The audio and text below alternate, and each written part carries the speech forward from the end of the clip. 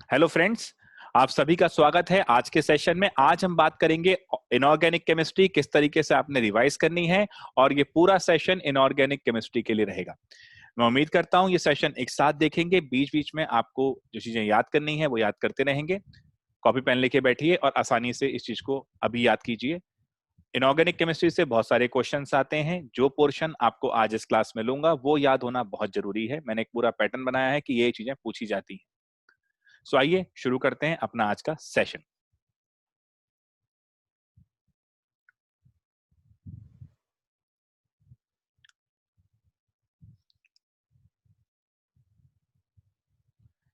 Okay बच्चों, so let's start. मैं थोड़ा सा अब आपका सारा ध्यान स्क्रीन पे चाहता हूं। सबसे पहले हम बच्चों बात करेंगे मेटलर्जी की। मेटलर्जी एक ऐसा टॉपिक जो बार बार हम देखते हैं काफी जगह पूछा जाता है। मेटलर्जी है क्या? प्रिडोमिनेंटली जो चीजें इससे पूछी गई हैं जरा वो देखना। हम ये जानते हैं कि मिनरल क्या है। मिनरल वो चीज है जहां पर मेटल प्रेजेंट होती है अपनी नेटिव स्टेट में। देखो बच्चों, लगता बहुत आसान है कि ये टॉपिक तो बहुत आसान है, हमें आते हैं, लेकिन वहां पर इन्हीं टॉपिक्स के अंदर गलती होती है। तो मैं आपसे ये उम्मीद करता हूं कि आप इन सभी चीजों को बड़े ध्यान से लिखते भी चलेंगे और हाथों हाथ याद भी करते चलेंगे। मिनरल क्या है दोस्तों? जहां पर मेटल अपनी नेटिव स्टेट यानी बेसिकली जो नेचुरली एग्जिस्ट करती है वैसी स्टेट में होती है या कंबाइंड स्टेट में होती है। So what we can say in this metal is present. ये लिखना मैं इसलिए जरूरी कहूंगा आपको इस पीरियड के दौरान क्योंकि लिखने से आपके दिमाग में टिका रहेगा इन नेटिव स्टेट और कंबाइंड स्टेट। ये चीज ध्यान रखते चलना। यानी ये वो चीज है जहां पर मेटल मिलती है। लेकिन और क्या होता है? और इज समथिंग जहां से मेटल इकोनॉमिकली निकल सकती है। So what we can say, this is the mineral from which metal can be economically from which metal can be, पहला वर्ड ध्यान रखना इकोनॉमिकली, ऑप्शन में आएगा तो ये चीज ध्यान रखना, इकोनॉमिकली एंड कन्वीनियंटली एक्सट्रैक्टेड। कहने का मतलब क्या है बच्चों? बड़ा ही सिंपल सा एक तरीका है। देखो एक बात सोचो, मिनरल क्या हुआ कि मेटल तो है उसके अंदर, बट हमारे पास 4 मिनरल हैं। अब एक मिनरल से लेट्स से मेटल निकालने में हमें लग जाते हैं 5,000 रुपए और मेटल निकलती है 200 रुपए की। और एक मिनरल से हम लगते हैं 50 रुपए और मेटल फिर निकलती है 200 रुपए की। तो ऑब्वियस सी बात है, जिससे कम पैसे में इकोनॉमिकली और कन्वीनियंटली एक्सट्रैक्शन हो रहा है वही ओर है। बट ओर और मिनरल सेम चीज होते हैं। फर्क होता है कि ओर वो मिनरल है जिससे इकोनॉमिकली आप निकाल सकते हैं। सबसे पहले अब चीजें बच्चों को ध्यान रखना, हम क्या करेंगे, पूरा प्रोसेस एक फ्रेमवर्क आपके माइंड में आना चाहिए। फ्रेमवर्क बड़ा सिंपल है भाई। आप जिस भी ओर से मेटल निकालना चाहते हैं सबसे पहले उसको पाउडर फॉर्म में लेंगे। पाउडर फॉर्म में क्यों लेंगे, ये भी बहुत अच्छी बात है पूछने की। भाई हम ये चाहते हैं कि उस ओर में से हम मेटल को निकालें। अब एक चीज समझना जरा, अगर मेटल लेट से हम ये बात कहते हैं कि बहुत सारे पार्टिकल हैं, बहुत सारे पार्टिकल ऐसे चल रहे हैं, बीच में उस पार्टिकल के अंदर कई यहां पर मेटल पार्टिकल है। अब अगर हम इसी रूप में मेटल निकालना चाहेंगे तो हमारे मेटल के जो पार्टिकल हैं वो तो एक्सपोज्ड ही नहीं हुए हमारे प्रोसेस से। इसको एक्सपोज करने के लिए हम इसका चूरा करेंगे, इसे कहते हैं पल्वराइजेशन। इसी चीज को जब पल्वराइज हो जाएगा फिर सारे पार्टिकल खुल जाएंगे, उसमें मेटल पार्टिकल भी होंगे। अब बस अब इसको एक्सपोज हो चुका है तो इसको हमें निकालना इजी हो जाएगा। तो बच्चों इसलिए सबसे कुछ प्रोसेस ध्यान रखने हैं, कॉमन स्टेप जिनके बारे में मैं बात करूंगा। मेटलर्जी के ऊपर एक बार पूछा गया है कि भाई इसके स्टेप बताइए कौन से हैं जो सही मेथड पे हैं। सो मेटलर्जी क्या है? पूरा प्रोसेस जिससे मेटल निकालते हैं, और इसके अंदर 3 मेन स्टेप होते हैं। सीक्वेंस में ध्यान रखिएगा। सबसे पहले क्या कर सकते हैं बेटा? कंसंट्रेशन ऑफ ओर, यानी पहले उसको रिफाइन करते हैं पूरा। जैसे बात सोचो, आज का ये सेशन जो मैंने रखा है पूरा पूरे टाइम के साथ, इसका मतलब ये है कि आप इनऑर्गेनिक केमिस्ट्री पढ़ने बैठ रहे हैं, पूरा टाइम दे रहे हैं अराउंड 2 से 3 घंटे का, और इस पूरे पीरियड के दौरान आपका सारा ध्यान इसी पे होगा। तो सबसे पहले मैंने कंसंट्रेशन करी, मैं आपको ओवर थिंकिंग नहीं करने दे रहा, मैं खाली इसी पे फोकस कराना चाह रहा हूँ। उसी तरीके से पल्वराइज करने के बाद मेटल के पार्टिकल्स को हमने पहले एक तरफ इकट्ठा कर लिया, वो कंसंट्रेशन है। फिर है आइसोलेशन ऑफ क्रूड मेटल। पहले हमने कंसंट्रेट करा और फिर क्रूड मेटल को आइसोलेट करा और फिर लास्ट में प्योरीफाई करा, प्योरिफिकेशन। और क्या बोलते हैं बच्चों इसको, बड़ा सुना होगा आपने नाम, रिफाइनिंग। ठीक है, 3 स्टेप ध्यान रखने, यही मेजर 3 स्टेप है, 1 2 3 रहते हैं। सबसे पहला क्या है, सबसे पहला है बेटा क्रशिंग एंड ग्राइंडिंग। सबसे पहले हम जो करना चाह रहे हैं, जो कॉमन स्टेप है, उसको ध्यान से देखते जाना। इन्हीं चीजों को आपने, जो आप लिख रहे हो, इसी लिखे हुए को आप एग्जाम से 4-5 दिन पहले भी रिवाइज करेंगे और इन्हीं में से आपको मिलेगा। क्रशिंग एंड ग्राइंडिंग उसे ही कहा जाता है, दोनों चीज यूज कर सकता है ये एग्जाम के अंदर, क्रशिंग एंड ग्राइंडिंग, ये NDING, ग्राइंडिंग, जिससे हम बिल्कुल चूरा कर देंगे। मतलब लार्ज पीसेस को हम स्मॉल पीसेस में कन्वर्ट कर देंगे। अब ये जो था बेटा, यही वो चीज थी जो मैं कह रहा था आपसे, पल्वराइजेशन। पहले ये चीज कर दी है। अब कंसंट्रेशन में क्या क्या करेंगे, जब ये आपने कर लिया कंसंट्रेशन और dressing of ore,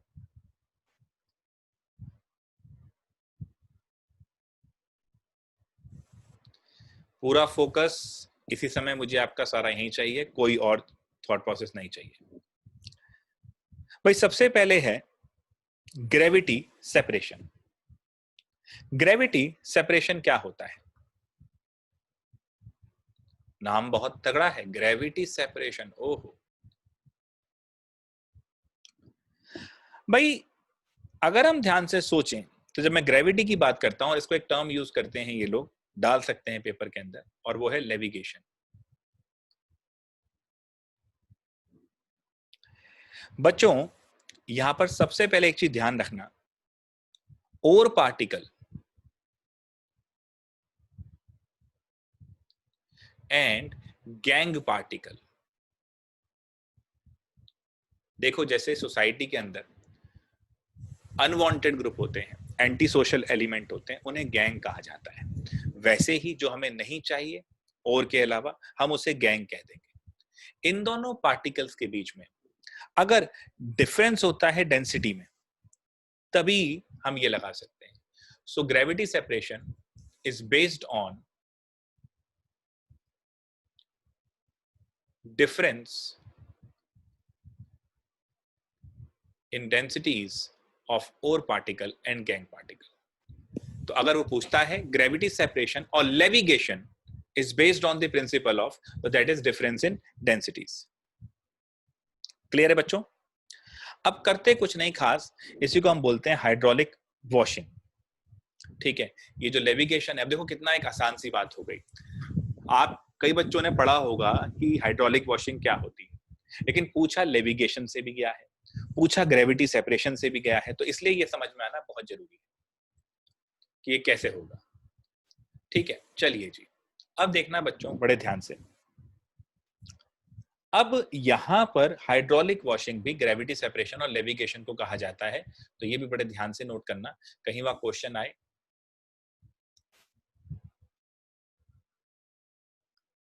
hydraulic washing, बच्चों हाइड्रोलिक वॉशिंग क्या चीज होती है, बड़े ध्यान से समझना।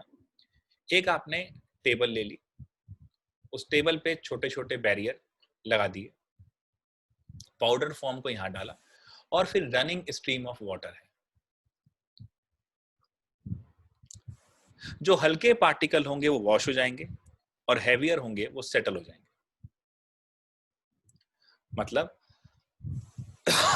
Lighter particles will washed off, heavier will settle down,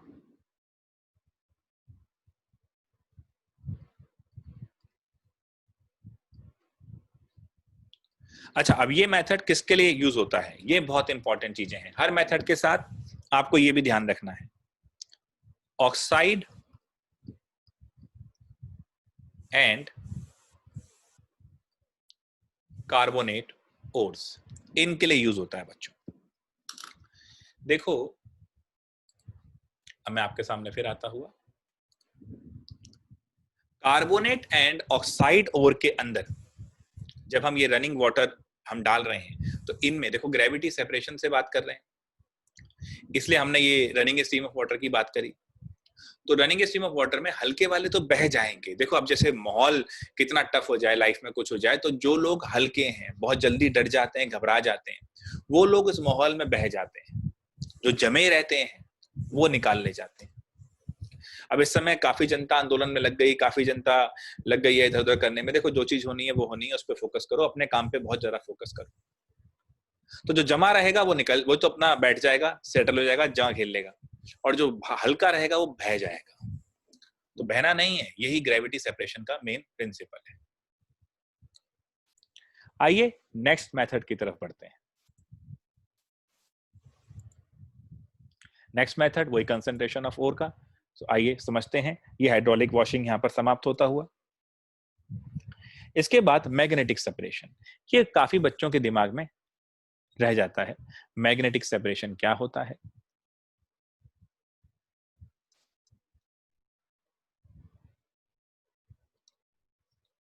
magnetic separation बच्चों, यानी अगर इसमें से कोई एक, अब देखो फिर वही चीज है, यहां पर बात हमेशा ore particle versus gangue particle की है।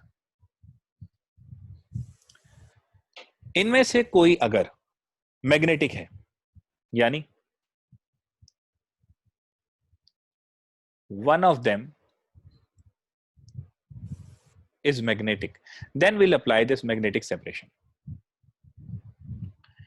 अच्छा जी, आप ध्यान से देखो, यहां पर क्या होता है, तो देखा होगा आपने, एक मैग्नेटिक बेल्ट होती है, मतलब एक बेल्ट होती है, यहां पर पल्वराइज पाउडर डाला जाता है, ये मैग्नेटिक व्हील होता है। यहां पर एक बाल्टी लगाई जाती है, जो मैग्नेटिक होगा मटेरियल, जैसे आयरन के ओर की बात करें, तो वो यहां पर पल्वराइज पाउडर पड़ेगा और वो इसके साथ साथ जाते हुए यहां गिरेगा। जो नॉन मैग्नेटिक होगा वो इससे अट्रैक्ट नहीं होगा, वो यहां गिरेगा। तो आप नॉन मैग्नेटिक को यहां ले लेंगे और मैग्नेटिक को यहां ले लेंगे। इसे कहते हैं मैग्नेटिक सेपरेशन। होता किसमें है? जिनके अंदर मैग्नेटिक प्रॉपर्टी होगी, जैसे कि आयरन के ओर। क्लियर है बच्चों? अगला वाला बहुत इंपॉर्टेंट है, फ्रोथ फ्लोटेशन प्रोसेस। बहुत बार पूछा गया है, ये मैंने आपसे पहले भी जब बोर्ड के दौरान भी कहा था, फ्रोथ फ्लोटेशन प्रोसेस। भाई सबसे पहली बात, सबसे बड़ी बात, जो इंपॉर्टेंट पॉइंट में इसमें लिखी जाएगी, this is for sulphide ores.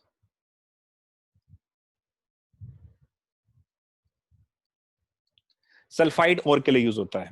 देखो, हाइड्रोलिक वॉशिंग ऑक्साइड और कार्बोनेट, ये मैग्नेटिक सेपरेशन, ये सिंपली आयरन वालों के लिए, और सल्फाइड ओर्स के लिए फ्रोथ फ्लोटेशन प्रोसेस। ये बेस किस पे होता है? बेस्ड ऑन वेटिंग करेक्टरिस्टिक्स, मतलब कौन ज्यादा भीगेगा, कैसे भीगेगा, उस पे वेटिंग करेक्टरिस्टिक या wetting property of ore versus gang.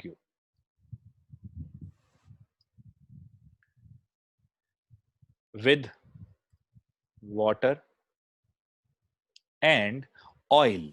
समझने वाली बात बच्चों यहां पर यही है, कौन पानी के साथ मिक्स हो जाएगा, कौन पानी के साथ गीला हो जाएगा, कौन ऑयल के साथ गीला होगा, ऑयल के साथ जुड़ेगा, इसी की प्रॉपर्टी के बेस पे हमने फ्रोथ फ्लोटेशन प्रोसेस को डिजाइन किया है।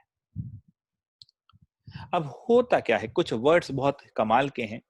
वैसे तो हमने पहले भी देखा था, सल्फाइड और डालेंगे, उसमें पाइन ऑयल वगैरह डालेंगे, उसको स्टिर करेंगे, झाग के साथ ऊपर आ जाएंगे मेटल के पार्टिकल्स, क्योंकि ये क्या होते हैं सल्फाइड वाले, ये ऑयल के साथ बढ़िया जमा हो जाते हैं, पाइन ऑयल के साथ तो झाग के साथ ऊपर, गैंग नीचे, ये प्रोसेस है। कुछ वर्ड वो यूज कर देता है कई बार, जैसे एरोफिलिक, अब एरोफिलिक क्या होता है? मतलब एरोफिलिक यानी हवा के साथ ऊपर चले जाना, और एरोफेबिक जो नीचे चले जाना। तो कई बार ये ध्यान रख लेना कि हम ये बात कह देते हैं, घुमा लेता है वो, इसको बोल देगा एरोफिलिक और बोल देगा एरोफोबिक। एरोफिलिक जो हवा झाग के साथ ऊपर आ जाए, ये और पार्टिकल हो जाएंगे, और एरोफोबिक जो कि नीचे बैठ जाएं, ठीक है, वो क्या हो जाएंगे बेटा? गैंग्यू। ये दो चीज ध्यान है, फिलिक माने चाहने वाला, फोबिक माने डरने वाला। तो ये पॉइंट भी वो बोल लेता है। फिर इसमें कलेक्टर बहुत ध्यान रखना। कलेक्टर जैसे मैंने बोला ना, वो ऑयल जो इनको लेकर आएगा मेटल को,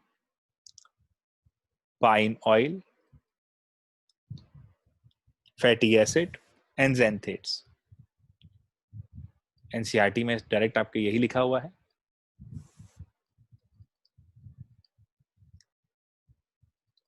एंड ज़ैंथेट्स। अब बच्चों यहां पर एक चीज ध्यान रखना, ये क्या करेंगे जब ये डालोगे, तो ये मेटल पार्टिकल मिनरल पार्टिकल और पार्टिकल के साथ जुड़ेंगे और उनको पानी में डिसॉल्व, उनसे पानी में गीला होने नहीं देंगे। पानी में गीला नहीं होने देंगे तो ये बाहर की तरफ भागेंगे। अब जब झाग बनेगा तो झाग वापस फिर बुलबुलाई तो होता है, टूट सकता है, तो उसको स्टेबलाइज करने के लिए भी हमें कुछ चाहिए, तो फ्रोथ स्टेबलाइजर्स। ये बच्चों क्या होते हैं? याद होगा, क्रिसॉल, एनिलीन।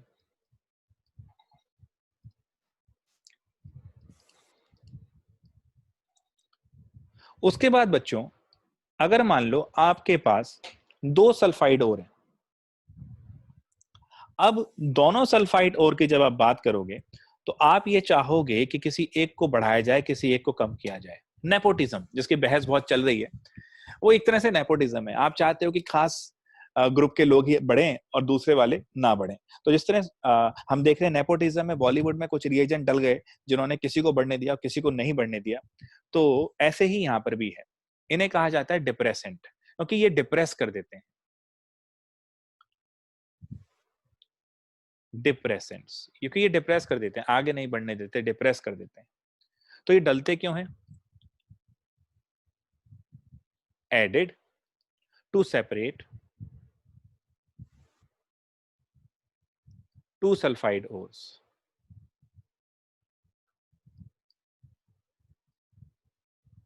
नेक्स्ट भाई, जैसे कि अगर आप देखें जेडएनएस है, पीबीएस है,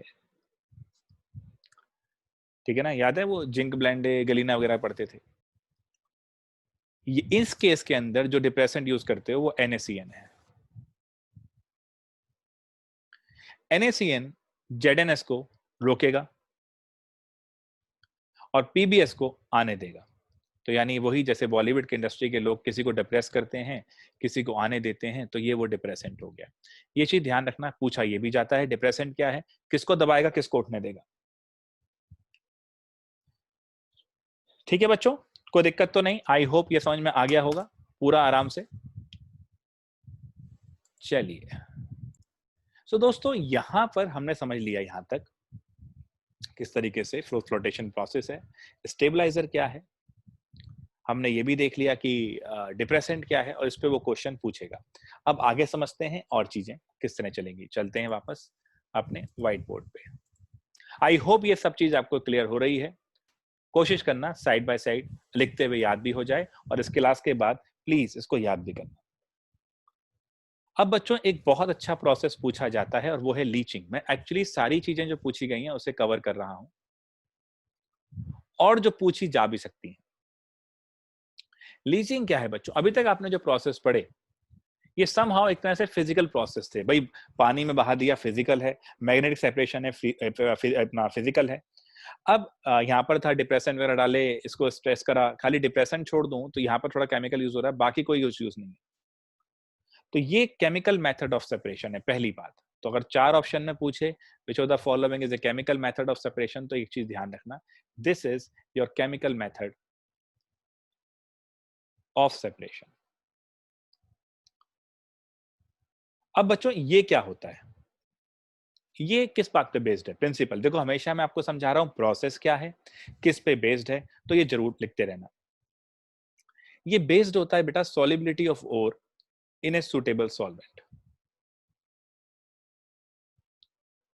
solubility of ore in a suitable solvent. क्या मतलब है बच्चों इस बात का? देखो, जैसे अभी ये पेपर हो रहा है ना? लाइफ में कुछ भी आप करेंगे, जैसे अभी आप देख रहे हैं कि सितंबर में जेई का एग्जाम है या नीट का एग्जाम है, उसके बाद फिर नवंबर में कैट का एग्जाम है। तो ये क्या है? एग्जाम क्या है? एक तरह से बच्चों ये एक सॉल्वेंट है।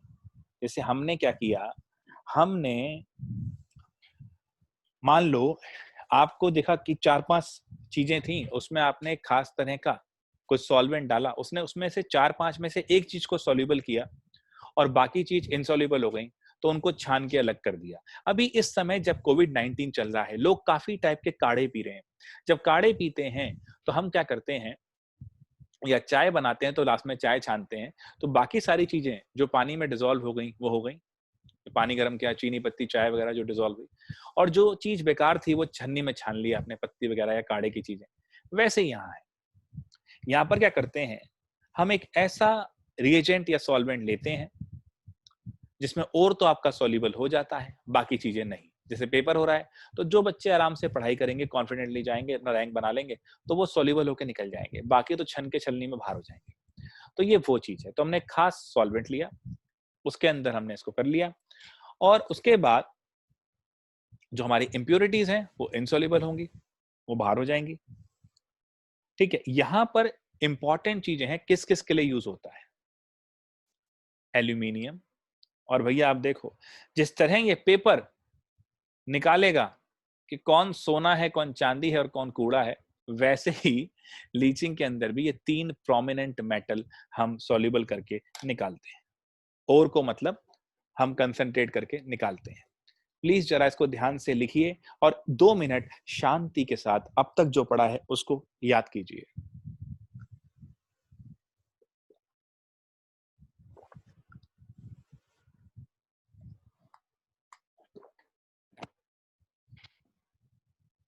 साथ साथ रिवाइज करना भी बहुत जरूरी है। जल्दी चलते चलो, 2 मिनट दिए आपको रिवाइज करने के लिए।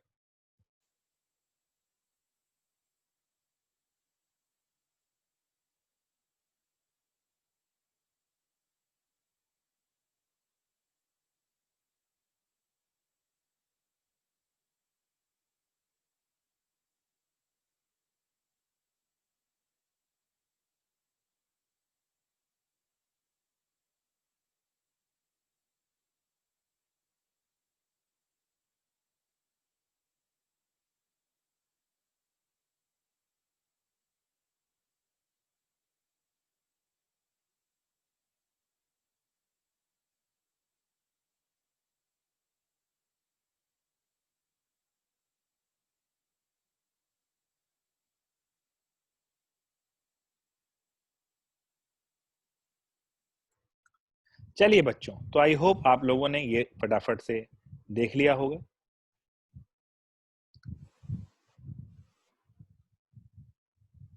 लीचिंग आराम से देख लिया। अब बढ़ते हैं आगे। अब बच्चों यहां तक वर्किंग को समझना बहुत जरूरी था, कंसंट्रेट और को समझना बहुत जरूरी था। अब जो कंसंट्रेटेड और है, इससे क्या करेंगे, यानी गोइंग फॉरवर्ड क्या क्या चीज देखेंगे। सेकेंड स्टेप क्या था, जो ये कंसंट्रेटेड और आया है, इससे अब हम क्रूड मेटल को निकालेंगे। तो सबसे पहले क्या प्रोसेस होना चाहिए,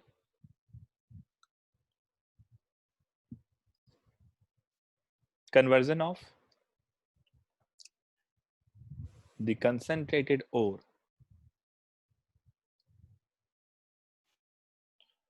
to its oxide form. And then फिर क्या होगा, conversion of the oxide to the metallic form. Clear है बच्चों?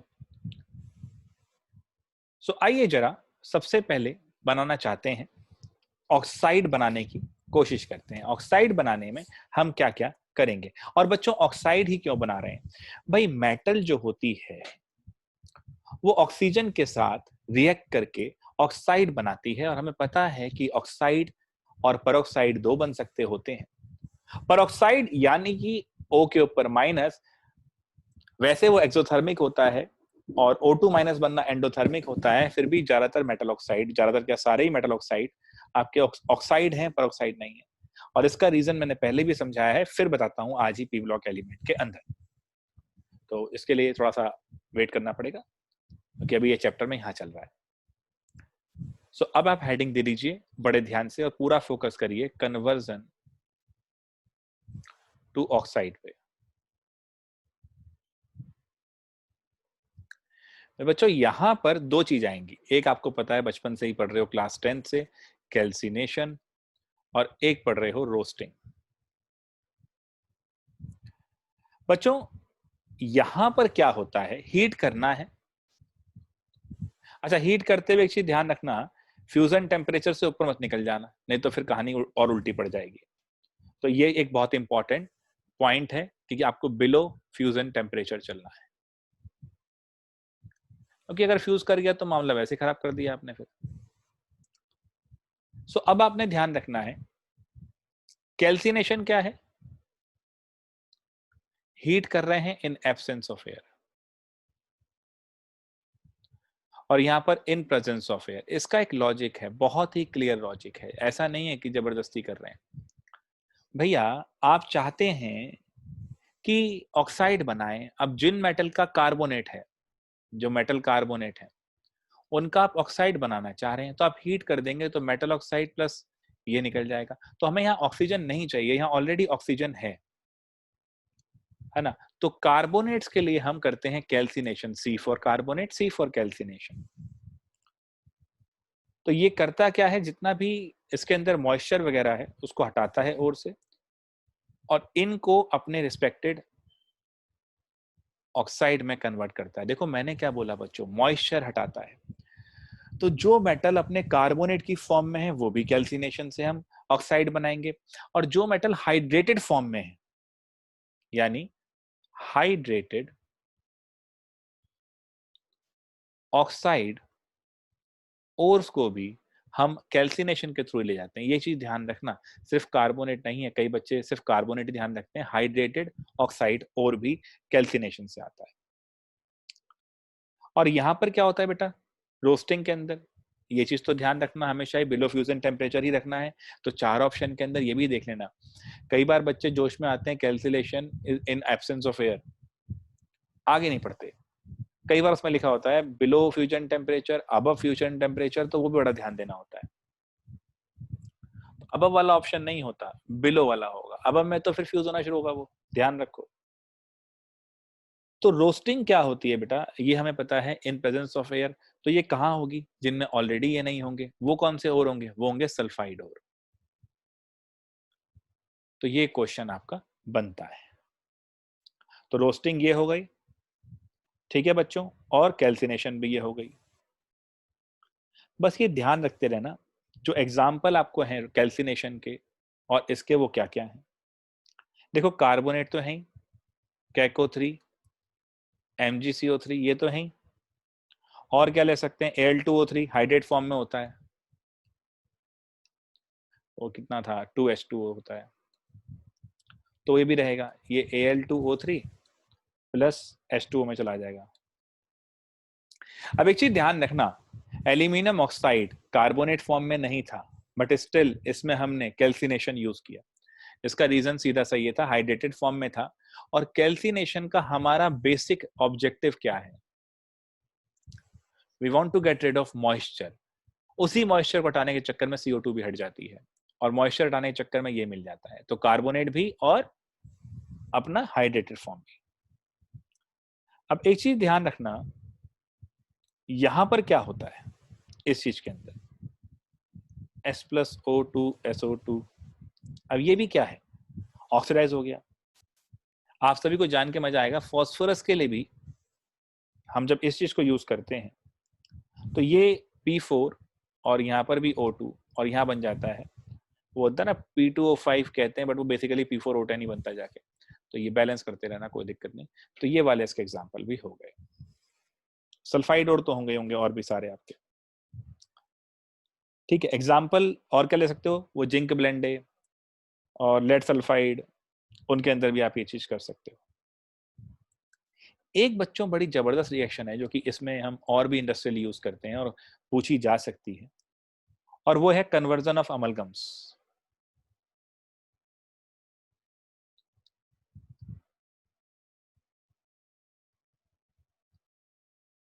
अब ये क्या है बच्चों, AgCl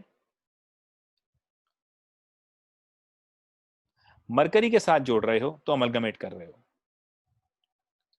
ये सिल्वर अमलगम बन गया। एक चीज ध्यान रखना, ये दांतों के अंदर बहुत यूज करते थे, फिलिंग के अंदर, दांतों की फिलिंग के लिए ये सिल्वर अमलगम यूज किया जाता है। ठीक है बच्चों, कोई दिक्कत तो नहीं यहां तक, अभी तक हम जो चल रहे हैं यहां तक हम पहुंचे हैं। और अब मैं आपके सामने आता हूं फिर से एक बार। तो अभी तक हमने ऑक्साइड बना लिया है, हम शुरू हुए थे कंसंट्रेशन ऑफ ओर से और हमने ऑक्साइड तक बना लिया है। तो चलिए आगे बढ़ते हैं और समझते हैं इसके आगे क्या स्टेप होंगे।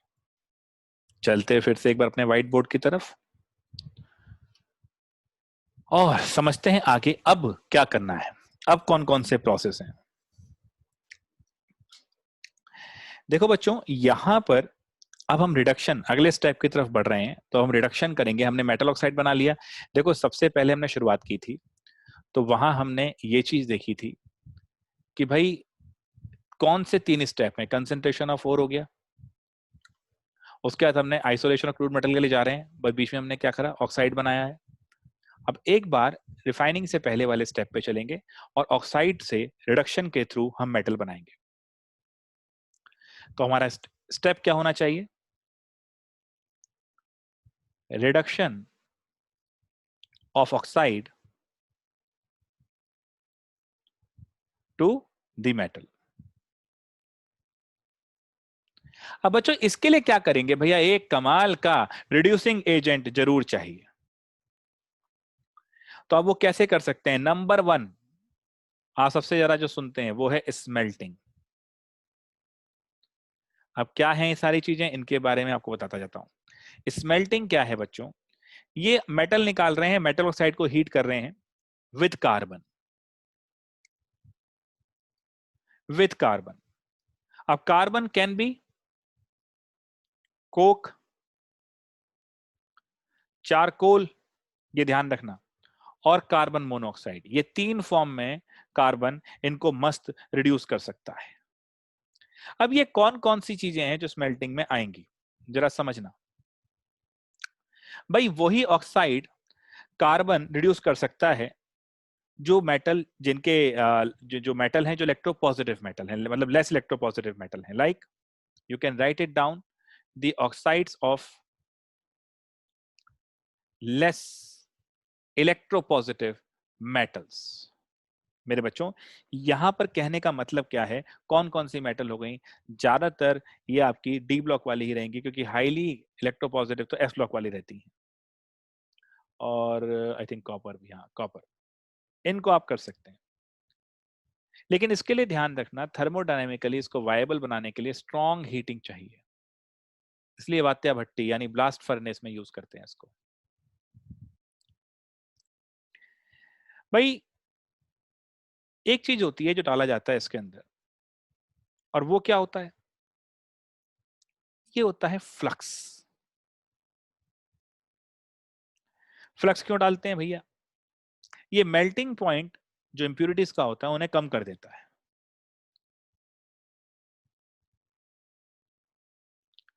तो वो पिघल के बाहर आती हैं, और जब बाहर आती हैं तो what we can say, this is easily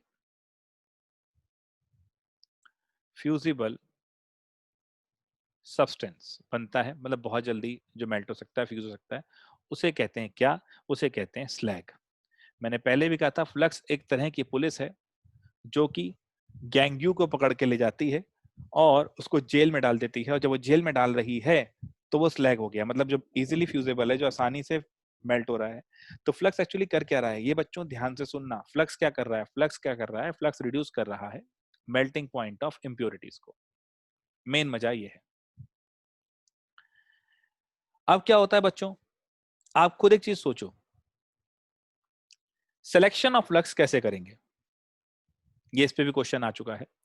selection of flux, ये सारे वो पॉइंट हैं मैंने जो छाट के निकाले हैं जिन पे क्वेश्चन आया है या आ सकता है। सिलेक्शन ऑफ फ्लक्स के लिए आपको समझना है नेचर ऑफ इंप्योरिटीज। ओके, अगर इंप्योरिटी एसिडिक होगी, all reaction in organic chemistry acid base, अगर वो इंप्योरिटी एसिडिक है तो फ्लक्स कौन सा लोगे, बेसिक। ये ध्यान देखना, कोई क्वेश्चन बना दे तो संभाल लेना। और जैसा मैंने कहा कि थर्मोडायनेमिकली ये चीज भी ध्यान रखना, स्ट्रॉन्ग हीटिंग, थर्मोडायनेमिकली आपको स्ट्रॉन्ग हीटिंग करनी है ताकि ये पॉसिबल हो जाए।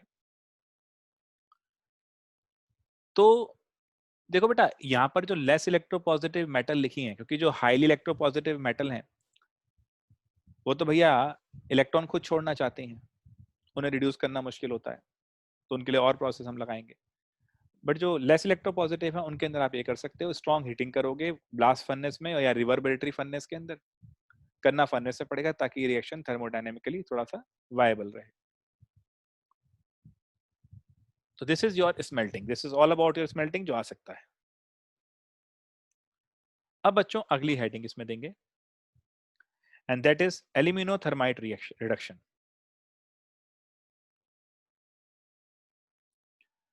Aluminothermite reduction. बच्चों ये रिडक्शन बाय एल्यूमिनियम की बात हो गई एक तरीके से। यहां पर हम क्या करेंगे, आइए जरा देखते हैं। नॉर्मल सी बात है, एल्यूमिनियम यूज कर रहे हैं आप, ऐसा क्यों कर रहे हैं। एल्यूमिनियम क्या कैसे चीज है भैया, ऐसा मेटल है जिसका बहुत ही अच्छा इलेक्ट्रोपॉजिटिव नेचर है। तो अब मैंने आपसे कहा था ना ही कोई एसिड होता है ना ही कोई बेस होता है, ये डिपेंड करता है सामने वाली पार्टी पे कि वो कैसा है। जैसे ना ही कोई होशियार है ना ही कोई बेवकूफ है, ठीक है, सामने वाले पे डिपेंड करता है कि वो, जैसे अब कंपटीशन टेस्ट है तो उसमें ये देखना पड़ता है कि कौन बाकी बच्चों से ज्यादा बेटर परफॉर्म कर रहा है। तो ऐसा नहीं है कि वो सबसे ज्यादा इंटेलिजेंट है, वो बाकी जो लोग हैं रिलेटिवली उनमें इंटेलिजेंट है। कोई अगर क्लास में नहीं चल पा रहा है तो उसका मतलब वो रिलेटिवली परेशान है, वो रिलेटिवली कमजोर है। वैसे ही एल्यूमिनियम एक बहुत स्ट्रॉन्ग इलेक्ट्रोपॉजिटिव मेटल है, तो ये रिडक्शन में बड़ा हेल्प करेगा। So what we can say कि aluminium can help in reduction because of its high electropositive nature. So in this we will use aluminium because of its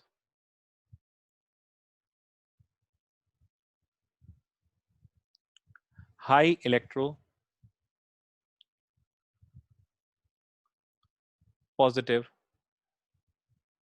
nature. अब बच्चों एक चीज समझना ध्यान से, कौन कौन से ऑक्साइड्स इसमें डालने पड़ेंगे। आपने जो डी ब्लॉक वाले थे वो कार्बन से करा था, बट कुछ वाले ऑक्साइड जैसे कि Cr2O3 और हाँ Mn3O4 ये इस मेथड से रिड्यूस करते हैं। क्यों, क्योंकि भैया कार्बन इनको नहीं कर पा रहा, कार्बन इनके सामने फेल हो रहा है। अच्छा ठीक है बच्चों, इसी को फिर बोल देते हैं, एक चीज और ध्यान रखना, ये जो मेटल होती हैं यहां पर क्या होता है, इनका मेल्टिंग पॉइंट भी बहुत ज्यादा होता है, यानी ये यूज होता है metals with high melting point. तो अगर वो पूछता है कि हाई मेल्टिंग पॉइंट मेटल के लिए कौन सा मेथड लेंगे, तो भी वो ये लिया जाएगा। ठीक है बच्चों, अब एक चीज ध्यान रखना, इसी मेथड का एक और बड़ा प्यारा नाम है और वो है गोल्डस्मिथ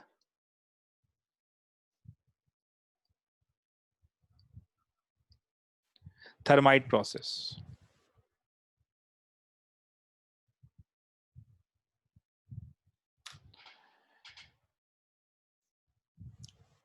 ठीक है जी, कोई परेशानी किसी बालक।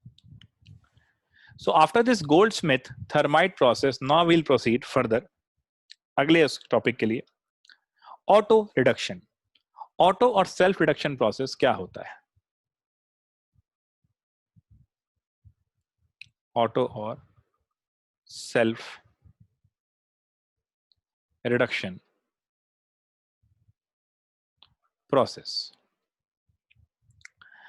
बच्चों, जो कि कुछ खास सल्फाइड ओर हैं, कुछ खास लेस एक्टिव मेटल के, उनके लिए यूज किया जाता है।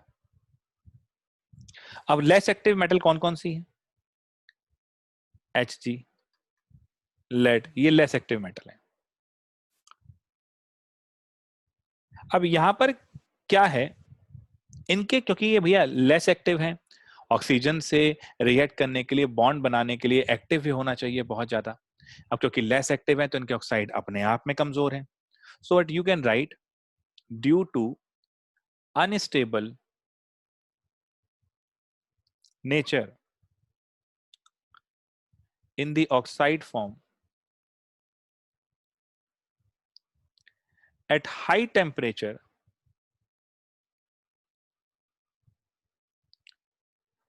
no reducing agent is required। ये खुद ही भाई साहब टूट जाएंगे, किसी की जरूरत नहीं है।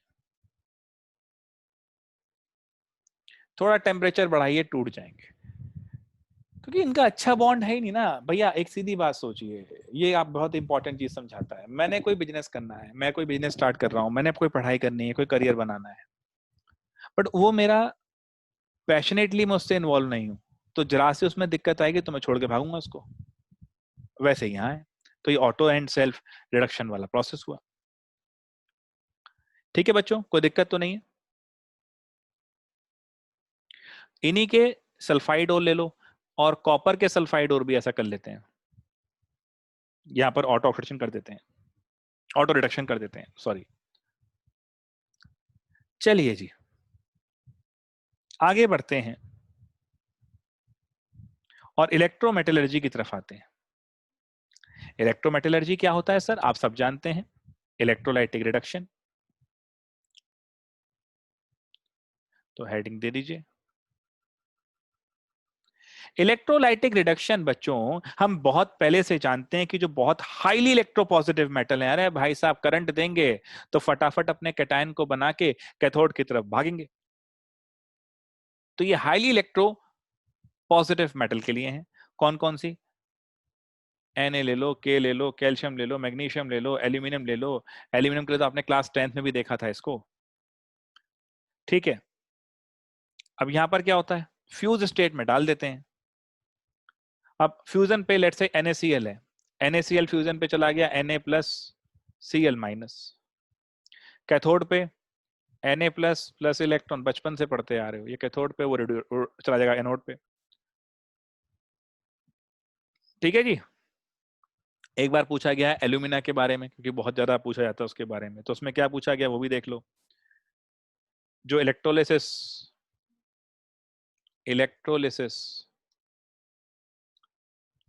ऑफ एल्यूमिनियम की बात हो रही है, वहां पर क्या क्या डल रहा है? जो इलेक्ट्रोलाइट बना रहे हो इसका, वो थोड़ा सा चेंज करते हो कॉम्बिनेशन इलेक्ट्रोलाइट की, आपको पता होनी चाहिए, डायरेक्ट क्वेश्चन उससे पूछा जा सकता है, और वो है एल्यूमिना पिघला हुआ जिसकी बात हम कर रहे हैं, प्लस क्रायोलाइट, और साथ में कैल्शियम फ्लोराइड।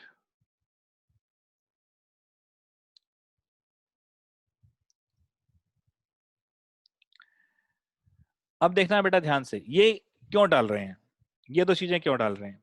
हमें तो खाली एल्यूमिना चाहिए था। भाई ऐसा है, ये इसलिए डल रहा है ताकि इलेक्ट्रोलाइट का मेल्टिंग पॉइंट रिड्यूस कर सके, to reduce melting point of electrolyte, जो एल्यूमिना वाला कॉन्सेप्ट आ रहा है, ताकि भैया कंडक्शन इजी हो।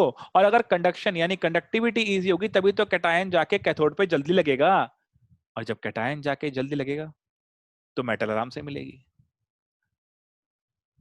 So that conductivity increases. Clear है जी? कोई दिक्कत तो नहीं यहां तक? आई होप सभी बालकों को यहां तक क्लियर होगा इलेक्ट्रोलिसिस की बात हमने कर ली, इलेक्ट्रोलाइटिक रिडक्शन। तो अभी तक कौन कौन से पढ़ चुके हैं हम भैया? सबसे पहले स्मेल्टिंग पढ़ी थी, स्मेल्टिंग के बाद एल्यूमिनोथर्माइड पढ़ा था, फिर ऑटो और सेल्फ पढ़ा था, फिर इलेक्ट्रोलाइटिक रिडक्शन को हमने देख लिया है। ठीक है जी, अब आ जाओ पायरोमेटलर्जी, ये भी पूछ सकता है वो। पायरो मायने हीट,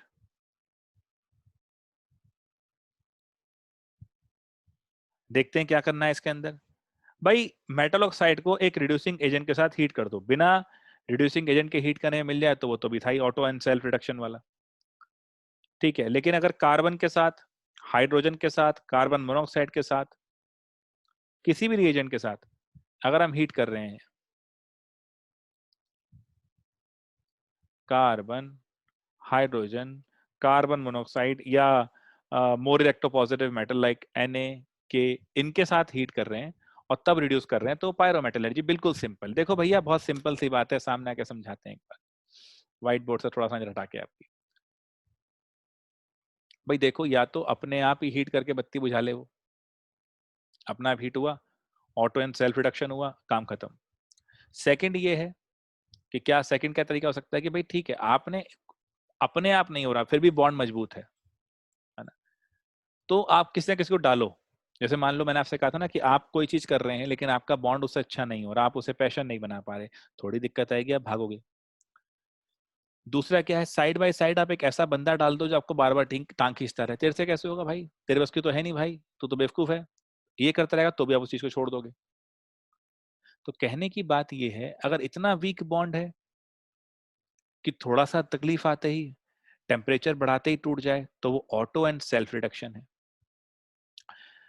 थोड़ा मजबूत बॉन्ड है, कोई बात नहीं, एक रिएजेंट यूज कर लेंगे भैया हीटिंग करते हुए। वो रिएजेंट क्या है? वो कार्बन हो जा सकता है, H2 हो सकता है, CO है, या मोर इलेक्ट्रोपॉजिटिव मेटल है।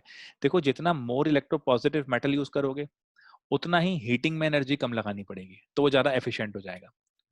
जितना कार्बन, कार्बन मोनोऑक्साइड या अपना ये चारकोल कोक यूज कर रहे थे ना उसमें, उतना करोगे तो उतना हीटिंग बढ़ानी पड़ेगी। देखो बहुत छोटी छोटी सी बात है,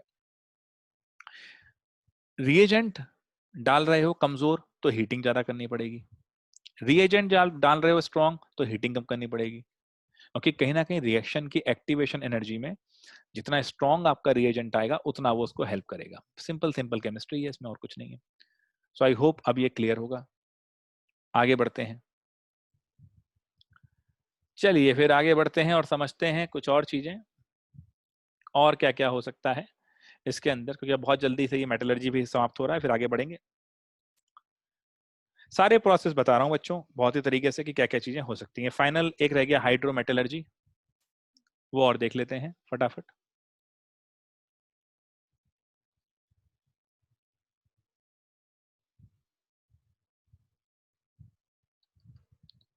भाई ये क्या चीज है?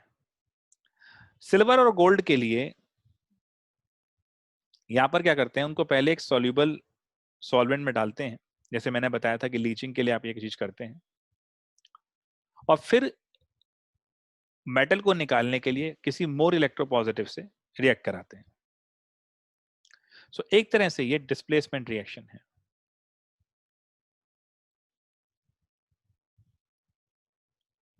in which more electropositive metal will replaces the less electropositive metal from salt solution. So सबसे पहले क्या करोगे, फर्स्ट ऑफ ऑल कंसंट्रेटेड जो ओर आपने बनाया था, first of all concentrated ore जो आपने बनाया था, उसको एक स्ट्रॉन्ग सॉल्वेंट में डिसॉल्व करेंगे।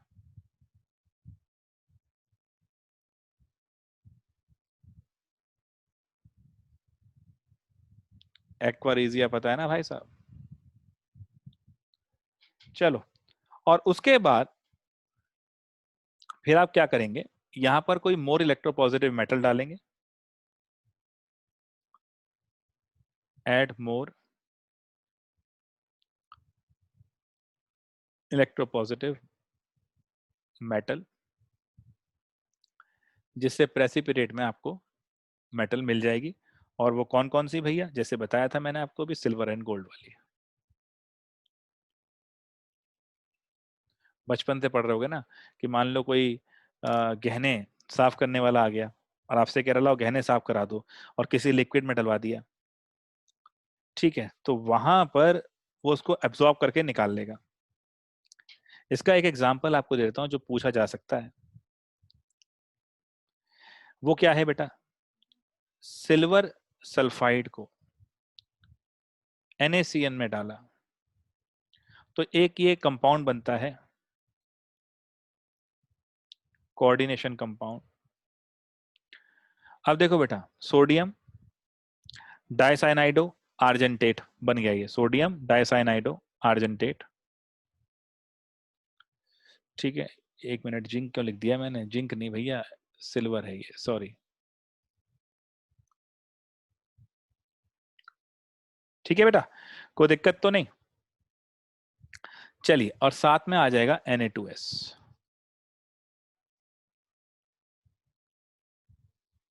और इसी चीज को फिर क्या बोल दिया जाता है? इसे ही बोल देते हैं सीमेंटेशन। ये प्रोसेस है सीमेंटेशन। चलिए, तो ये एक अपना एग्जांपल छोटा सा नोट कर लेना हाइड्रोमेटलर्जी केस में। तो सारे ये प्रोसेस हैं जिससे हमने रिड्यूस किया है। यहां पर छोटा सा जिक्र करना ये भी बहुत जरूरी है, जिसको आप जानते हैं एलिंगम डायग्राम के नाम से। अब वो क्या चीज है जरा समझते हैं। तो हेडिंग लगा लेना बेटा, थर्मोडायनामिक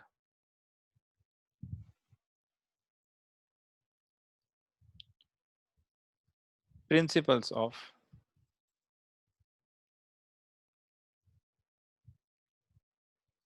मेटलर्जी।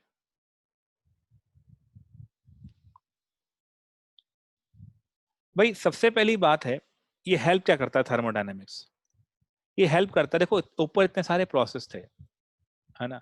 तो थर्मोडायनेमिक्स हमें ये समझाएगा कि हमें कौन सा रिएजेंट यूज करना है, कौन सा प्रोसेस लगाना है, क्योंकि हमें क्लैरिटी बहुत ज्यादा नहीं है इसके अंदर कि कैसे होगा। तो हमारे को यहाँ पर ये हेल्प करेगा।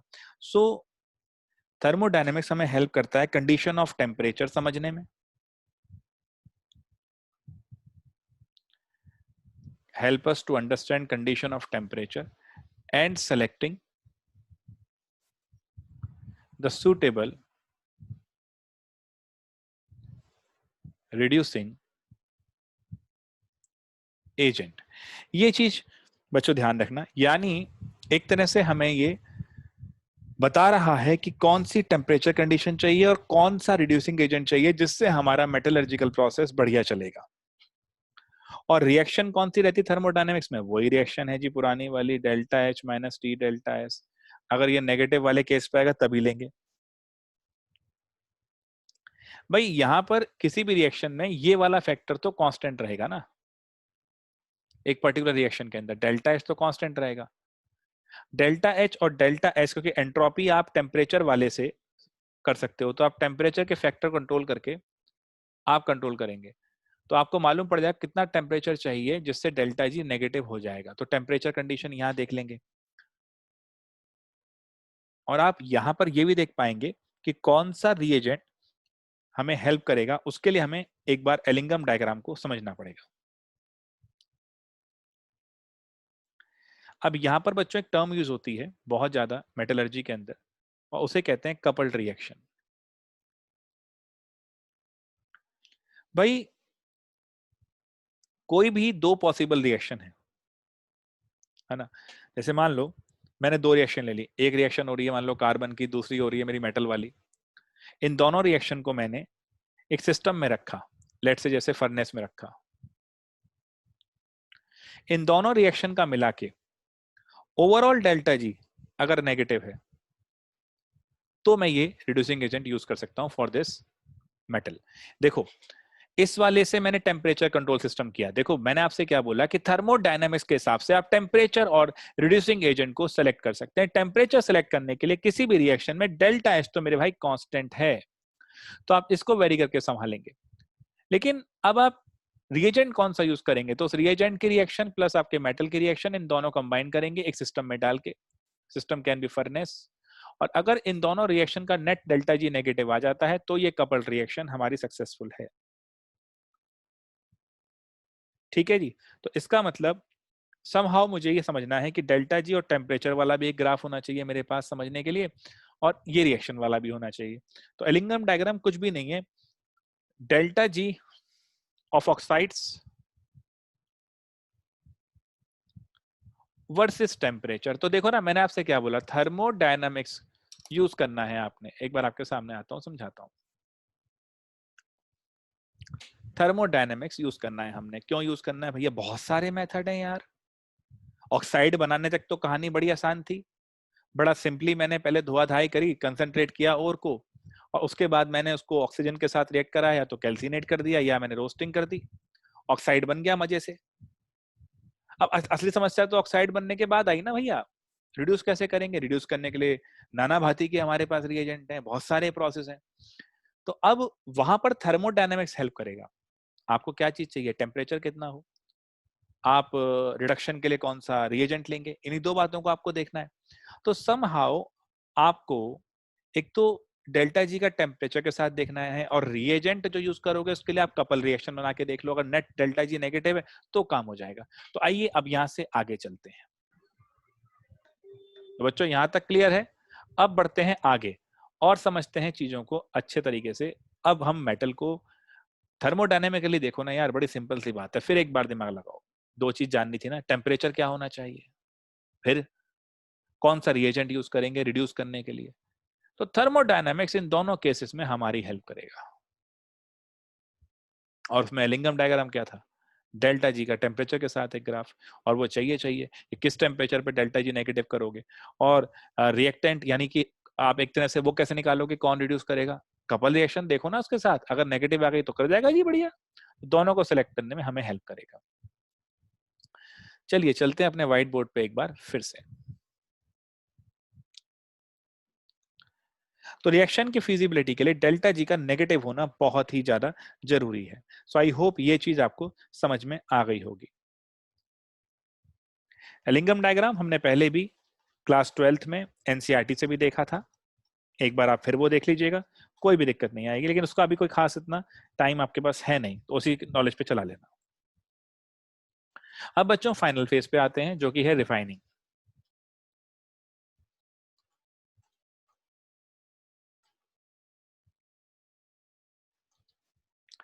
भाई रिफाइनिंग के अंदर हम जब बात करते हैं, तो अब ये प्योरिफिकेशन है, मेटल हमें मिल गई है, उसको प्योर फॉर्म में लेकर आएंगे और आगे लेके जाएंगे और आगे बढ़ेंगे। अब ये कैसे करेंगे भाई? डिस्टिलेशन, लिक्वेशन, ये तो आपको पता ही है, डिस्टिलेशन आप कर सकते हो, ठीक है। लिक्वेशन क्या है?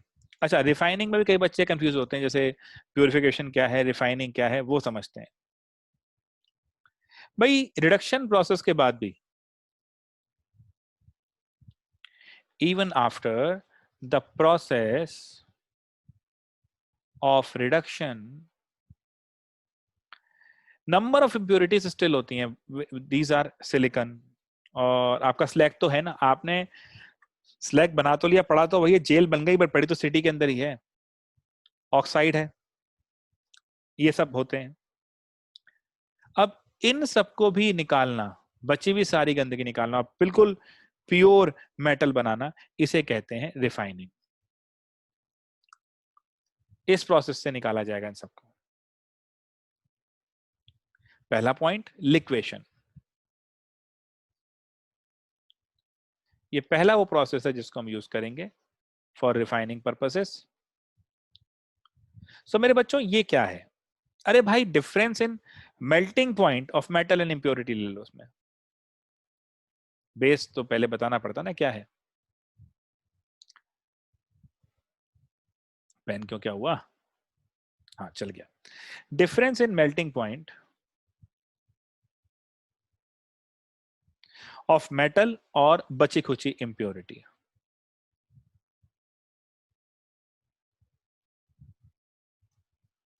ये लिक्वेशन है जी, कोई खास बड़ी बात नहीं है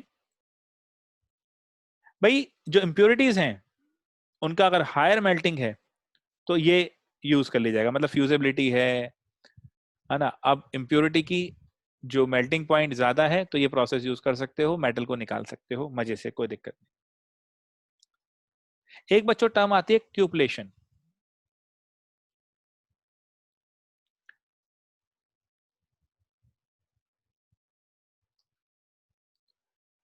CUPELLATION, क्यूपलेशन। इसका मतलब क्या होता है? एक मतलब एक तरह से एक वेसल होता है जो क्यूपल, क्यूपल मतलब ओवल शेप्ड होता है, और उसमें से एक बहुत जबरदस्त गर्म हवा को पास करते हैं। मतलब आप यू कैन से कि इम्प्योर मेटल, लिख लो फिर बताता हूं, इज हीटेड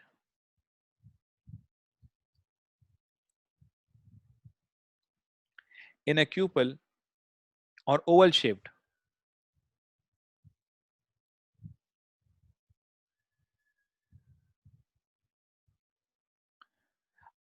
वेसल होता है जिसको यूज करते हैं, और वेसल लिख लो, वेसल, और एक जबरदस्त ब्लास्ट ऑफ एयर, मतलब बहुत ही गर्म, इसे पास करते हैं।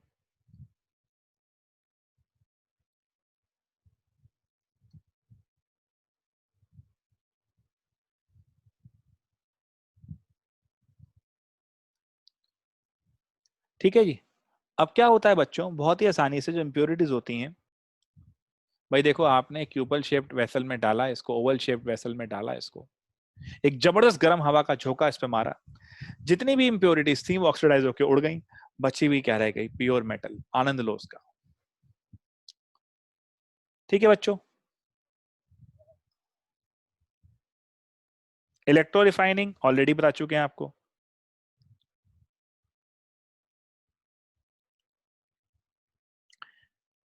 एक मिनट, पेन चेंज कर लें।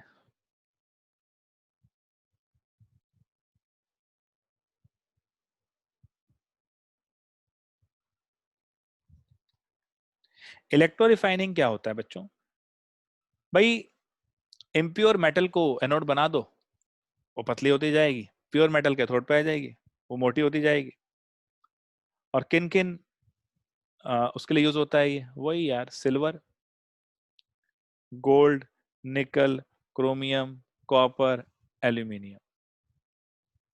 बाकी तो पता ही है, इसको रिफाइनिंग के लिए भी यूज करेंगे।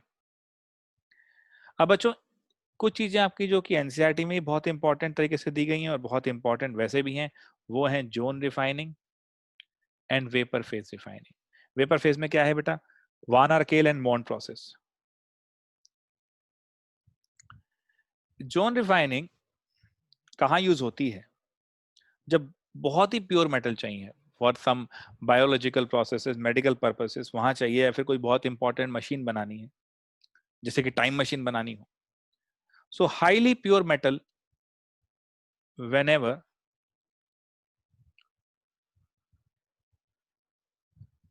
highly pure metals are required,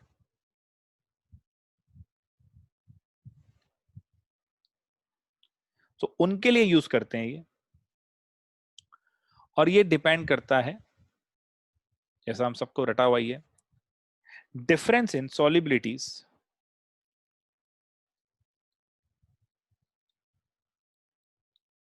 of impurities in molten and solid state.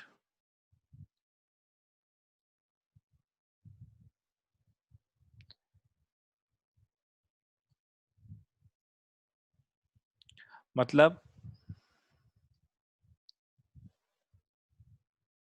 Solubility जो थी, अगर हम बात करते हैं कि सॉलिड स्टेट के अंदर बात कर रहे हैं, और अगर हम बात कर रहे हैं इनकी पिघली हुई स्टेट में, तो वहां पर इंप्योरिटीज की दोनों में अलग अलग अपना जो है सॉलिबिलिटी है। तो याद है वो एक हीटर के ऊपर से निकालते थे पूरा जोन रिफाइनिंग, फिर उसमें से कुछ हिस्सा पिघल के गिरता था और कुछ आगे बढ़ता जाता था। That is what the zone refining is. और इसमें दो चीजें बहुत इंपॉर्टेंट हैं, वो मैंने आपको बता दी। एक तो ये whenever highly pure metal are required only then we can use this, और difference in solubilities बहुत इंपॉर्टेंट है इसमें। बेटा वन आर केल प्रोसेस, मॉन्ट प्रोसेस, ये क्या था? ये वेपर फेज था। ठीक है। अच्छा हाँ, जोन रिफाइनिंग में क्या चीज यूज करते हैं, बहुत ज्यादा आपके लिए अच्छी हो सकती है, ये सेमीकंडक्टर जो यूज करते हैं ना मेटल, उनकी रिफाइनिंग के लिए है। ठीक है। और जब मॉल्टन स्टेट में आएगा तो सॉलिड मेटल तो क्रिस्टलाइज हो जाएगी और इम्प्योरिटीज मॉल्टन फेज में रहेगी। ये दो बातें ध्यान रखना। सिलिकॉन के लिए कभी आप देखना जो चिप बनती है सिलिकॉन की, तो वहां भी ऐसे प्रोसेस को यूज किया जाता है। Finally vapour phase refining, van Arkel और मॉन्ड प्रोसेस।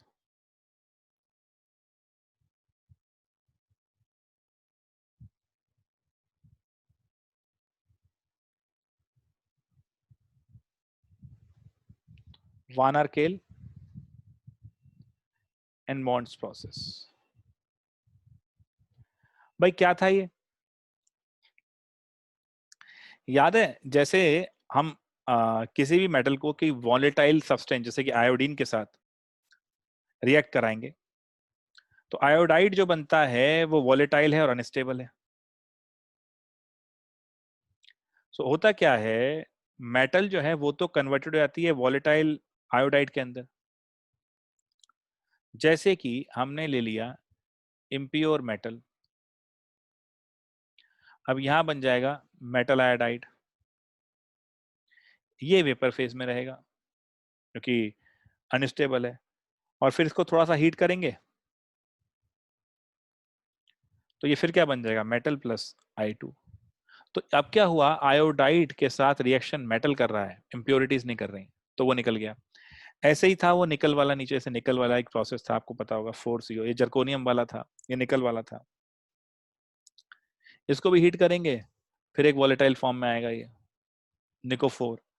और फिर इसको देखो, ये तकरीबन आप कर लो 350 केल्विन तक, 300 से 350 केल्विन होता है, एक बार फिर भी चेक कर लेंगे इसको।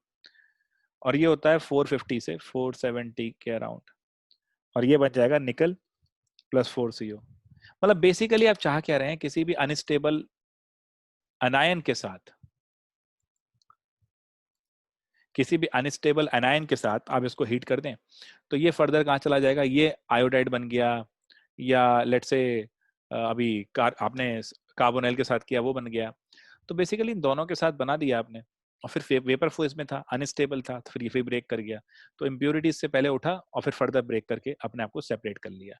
फाइनली क्रोमेटोग्राफिक मेथड है, वो भी आपको अंडरस्टैंड पूरा है इसके अंदर। सो ये सारा जो मैंने आपको बताया, जस्ट अ सेकेंड, ये मेटलर्जी का सारा सार हो गया। अब ये चैप्टर जो है ये मैक्सिमम बच्चे मिस कर जाते हैं कि इसको पढ़ लेंगे, ऐसे कर लेंगे, ठीक है। अच्छा, एक क्रोमेटोग्राफी भी आपको पता ही है ना, एड्सॉर्बेंट के ऊपर प्रॉब्लम करता है, यानी एड्सॉर्बेंट और एड्सॉर्बेट के डिफरेंस के ऊपर ये रहता है। So this is what we can say, ये हमारा प्रोसेस हुआ क्या, मेटलर्जी का vapour phase refining in which van Arkel and Mond process यहाँ पर रहा। सो आई डोंट थिंक यहाँ तक आपको दिक्कत है, क्रोमेटोग्राफिक मेथड्स में भी नहीं है, मेटलर्जी यहाँ पर समाप्त होता हुआ। ठीक है, अब बच्चों यहां से आगे बढ़ेंगे और समझेंगे पी ब्लॉक एलिमेंट्स के बारे में कि वो क्या चीज है। ठीक है, जरा समझते हैं। यहां तक क्लियर है? एक मिनट, थोड़ा सा 2 मिनट आप सभी लोग अपने आप को रोक के पूरा मेटलर्जी रिवाइज कीजिए, फिर हम फटाफट चलते हैं पी ब्लॉक के अंदर।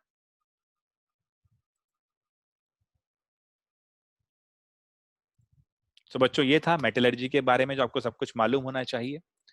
एक बार फिर से जो ओर के फॉर्मूले हैं उन्हें जाते जाते रिवाइज कर लेना, नाम और उनके जो फॉर्मूले हैं। अब हम बढ़ रहे हैं पी ब्लॉक एलिमेंट्स की तरफ। क्या क्या चीजें वहां पर इंपॉर्टेंट हैं, कैसे कैसे आपको वो समझनी है, आइए जानते हैं।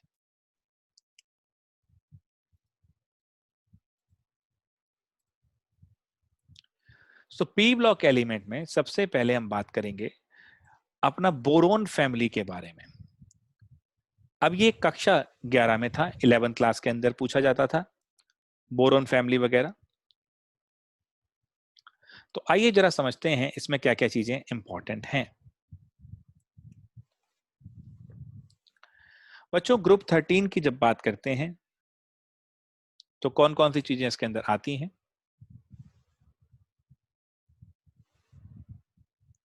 पेन, हाँ। So now P block elements,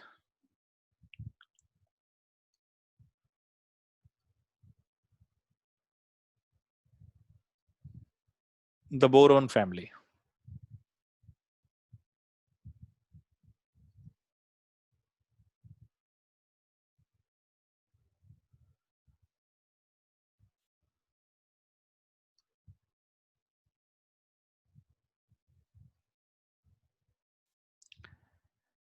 बच्चों हमें ये तो पता है कि general electronic configuration NS2 NP1, कोई दिक्कत नहीं। अब एक चीज ध्यान रखना, यहां पर मेटेलिक रेडियाई रेगुलरली इंक्रीज नहीं होती। सारे मेन पॉइंट लिखवा भी दूंगा, समझा भी दूंगा।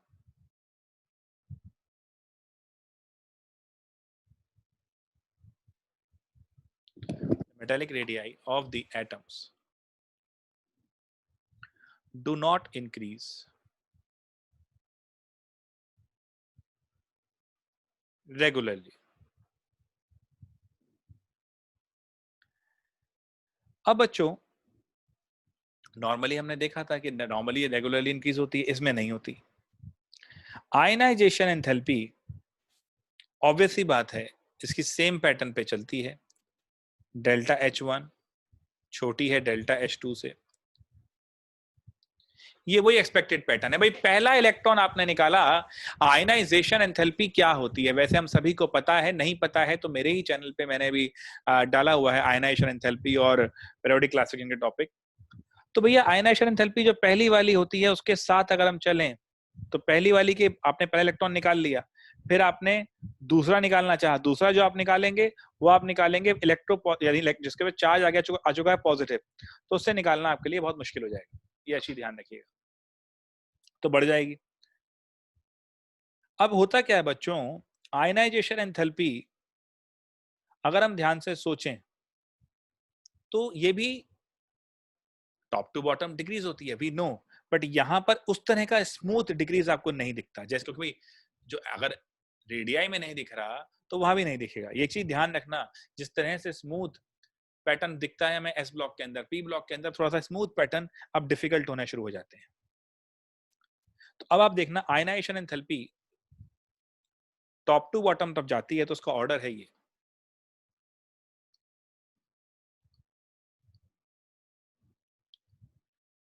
क्योंकि एल्यूमिनियम से होता क्या है, वो जो पुअर शील्डिंग इफेक्ट का नजारा दिखना शुरू होता है। पुअर शील्डिंग इफेक्ट क्या होता है, इनर शेल्स आउटर शेल्स को न्यूक्लियस अट्रैक्शन से बचाती हैं, उसे कहा जाता है शील्डिंग इफेक्ट। ना बचा पाए तो पुअर शील्डिंग इफेक्ट।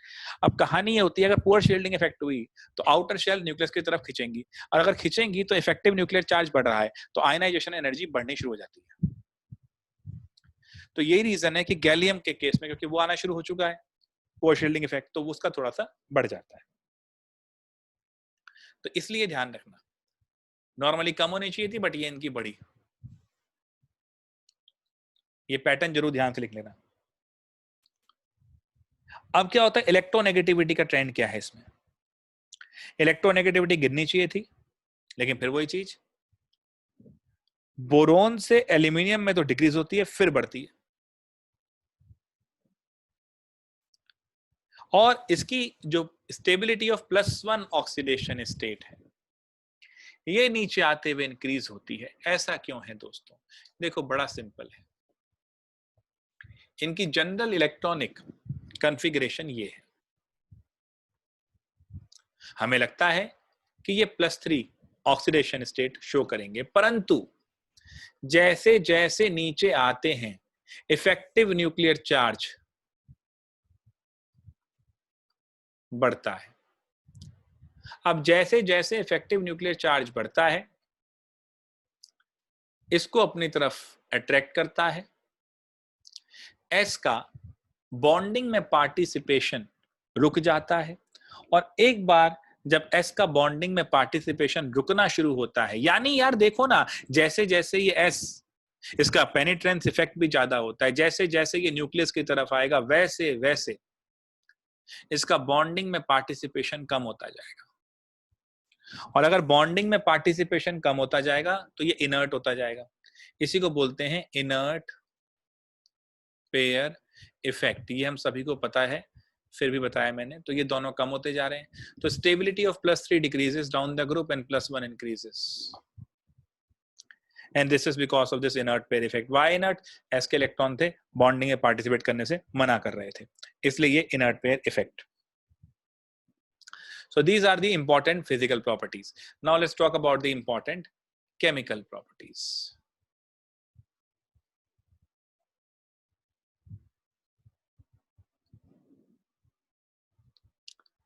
भाई बच्चों,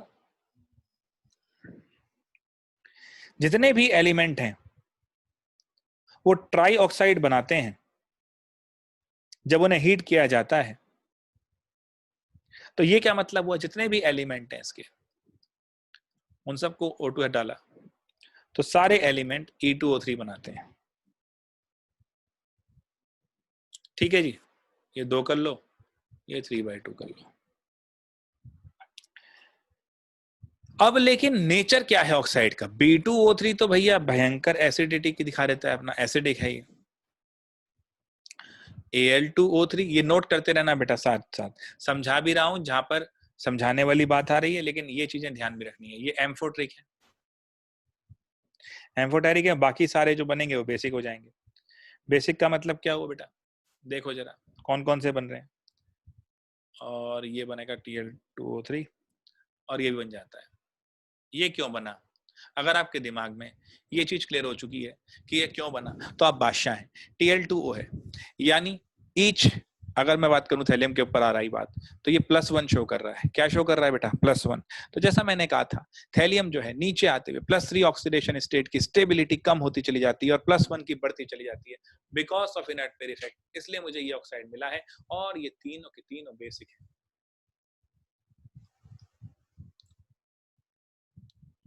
ठीक है जी। सो पहला हमने ये क्या देख लिया, ये बनाया हमने ऑक्साइड। चलिए अगली केमिकल प्रॉपर्टी समझते हैं। अब नाइट्राइड बना लेते हैं जब हीट करते हैं नाइट्रोजन के साथ। तो E+N2, अरे दोनों N क्यों लिख दिए भैया, E लिखना था एक, En। तो बट ठीक है, तो यार इसमें 2 लगाओ, इसमें 2 लगाओ, हो गया बैलेंस। तो ये नाइट्राइड है। बच्चों कई बार दिक्कत होती है, नाइट्राइड क्या है, सल्फाइड क्या है? अरे कुछ नहीं है यार, जैसे ऑक्साइड है, ऑक्साइड में ऑक्सीजन -2 दिखा रहा है, यानी कंप्लीटली अपना नेगेटिव स्टेट में है। तो ऑक्साइड में ऑक्सीजन -2 दिखा रहा है, नाइट्रेट में N-3 दिखा देगा, सल्फाइड में S-2 दिखा देगा, इस तरह चलेगा। ठीक है जी, कोई दिक्कत तो नहीं है, आसान है बिल्कुल। अब एक चीज समझना, कुछ प्रॉपर्टीज पे क्वेश्चन आए हैं, वो कैसे कैसे आए। बोरोन भाई जो है वो रिएक्ट नहीं करते विद एसिड और बेस।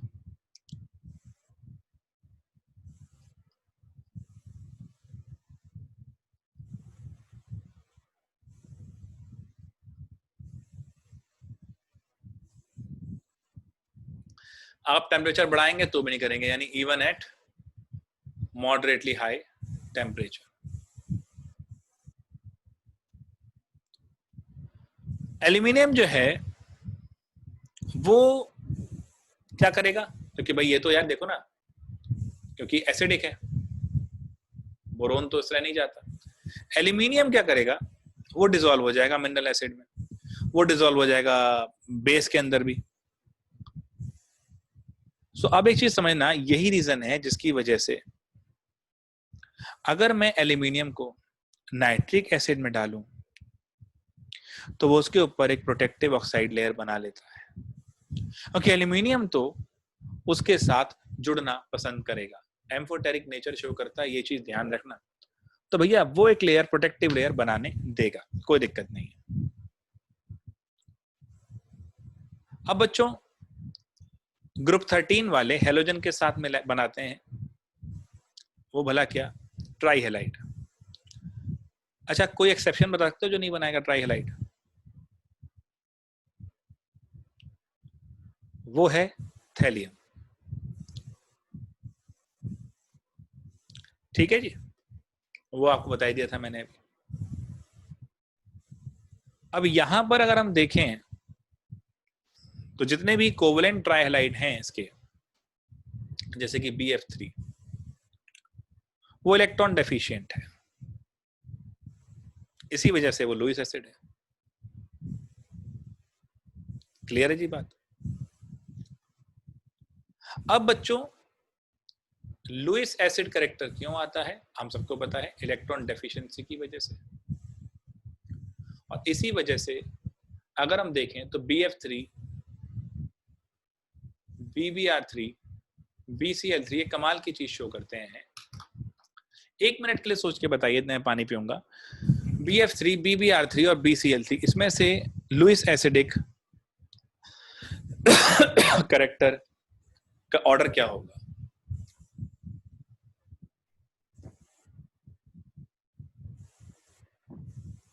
एक मिनट सोचिए, बताइए, फिर बताता हूं।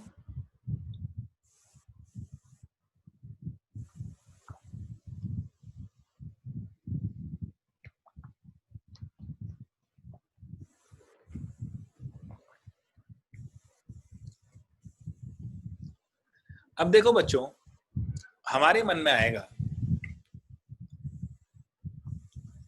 कि जो ये फ्लोरीन है ये सबसे ज्यादा इलेक्ट्रोनेगेटिव है, और हमें ये पता है कि ज्यादा इलेक्ट्रॉन डेफिशिएंसी होगी तो ज्यादा बढ़िया लुईस एसिड कैरेक्टर होगा, क्योंकि फ्लोरीन सबसे बढ़िया इलेक्ट्रोनेगेटिव है, तो सबसे ज्यादा इलेक्ट्रॉन वही खींचना चाहिए, और अगर सबसे ज्यादा इलेक्ट्रॉन उसे ही खींचना चाहिए तो सबसे ज्यादा एसिडिक कैरेक्टर भी इसी का होना चाहिए। ये हमारे माइंड में था।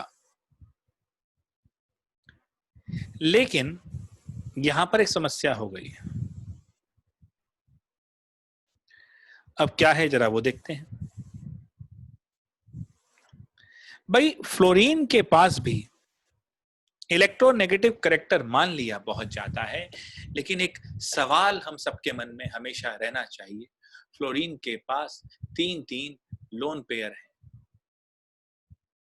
और 1 बॉन्ड है। ऑक्सीजन के पास 2 लोन पेयर हैं और 2 बॉन्ड बनाता है। नाइट्रोजन के पास 1 लोन पेयर है और ये 3 बनाता है। भाई फ्लोरीन के पास सबसे ज्यादा लोन पेयर है, स्टिल इसकी इलेक्ट्रोनेगेटिविटी इतनी ज्यादा क्यों? इसको तो इलेक्ट्रॉन से दूर भागना चाहिए, पर फिर भी हाईएस्ट इलेक्ट्रोनेगेटिव क्यों? देखो बेटा, यही कुछ सवाल होते हैं जिनके प्रिंसिपल के ऊपर ही वो कहानी बनाता है।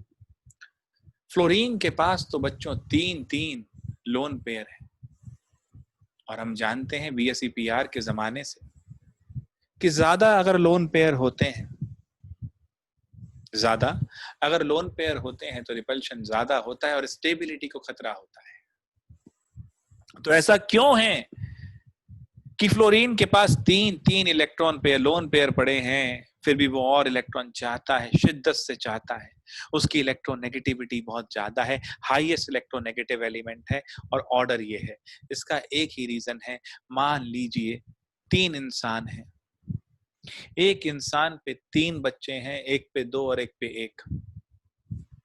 उसके घर में उन बच्चों ने बहुत कलेश कर रखी है, लड़ाई झगड़े बहुत हो रहे हैं। तो जैसे पुराने समय से हमारे देश में कहते हैं कि इसकी शादी करा दो, घर में शांति हो जाएगी, उसी से लड़ता रहेगा, उसी से लड़ती रहेगी, तो कम से कम घर में तो शांति रहेगी।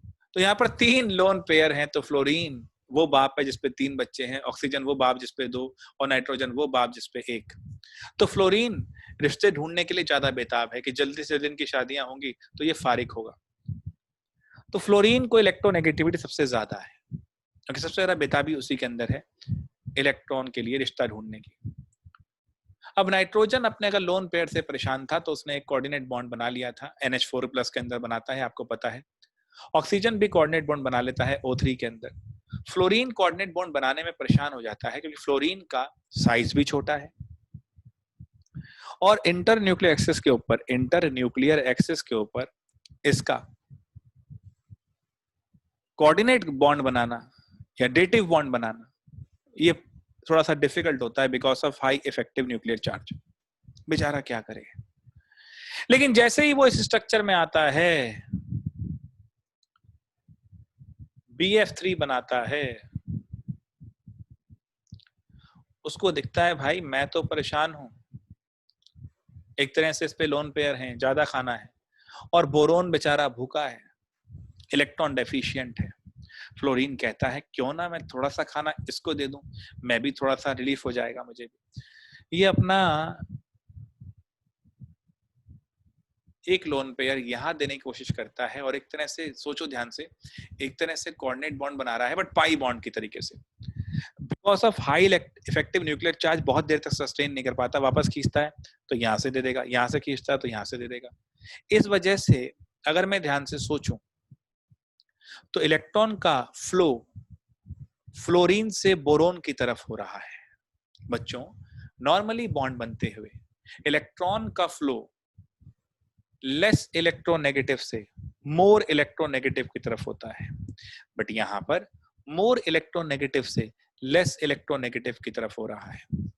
अगर आप गाड़ी सीधी चलाते हैं तो ठीक है, नॉर्मल चलाते हैं लोग, बट अगर गाड़ी उल्टी चलाने लगे तो उसे क्या बोलते हो कि बैक कर रहा है, क्या बोलते हो उसको?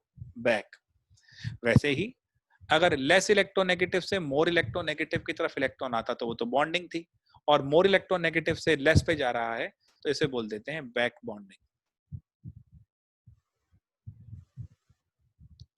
तो अब क्योंकि BF3 के अंदर बैक बॉन्डिंग के चांसेस सबसे ज्यादा हैं तो इसका लुईस एसिडिक कैरेक्टर कम हो जाएगा। तो इससे ज्यादा फिर किसका होगा बेटा? अगर देखा जाए तो पहले BF3, उससे ज्यादा BCl3, और सबसे ज्यादा इनमें BBr3। क्योंकि BBr3 में क्योंकि इलेक्ट्रोनेगेटिविटी भी तो कम होती जा रही है ना टॉप टू बॉटम, तो ब्रोमीन इतना ज्यादा अपने इन इलेक्ट्रॉन्स को, साइज ही बड़ा हो रहा है तो इतना ज्यादा परेशान नहीं है जितना फ्लोरीन परेशान था। क्योंकि बैक बॉन्डिंग के चांसेस कम होते जा रहे हैं तो लुईस एसिडिक कैरेक्टर बढ़ता जा रहा है। क्यों? बैक बॉन्डिंग इलेक्ट्रॉन डेफिशिएंसी को कम कर रही है। आई होप ये पूरा कॉन्सेप्ट, पूरा का पूरा कॉन्सेप्ट समझ में आ गया होगा।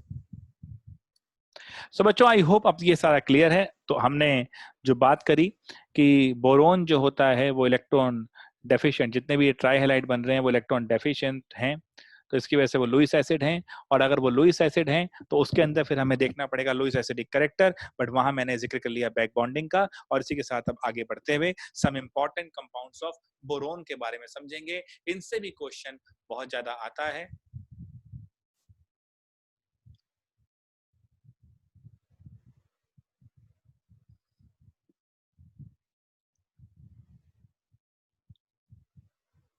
भैया सबसे पहले देखेंगे बोरेक्स।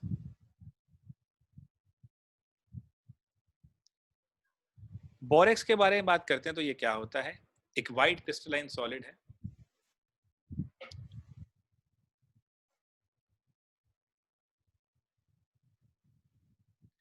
फॉर्मूला लिख लीजिए फटाफट, इसका बहुत जरूरी है।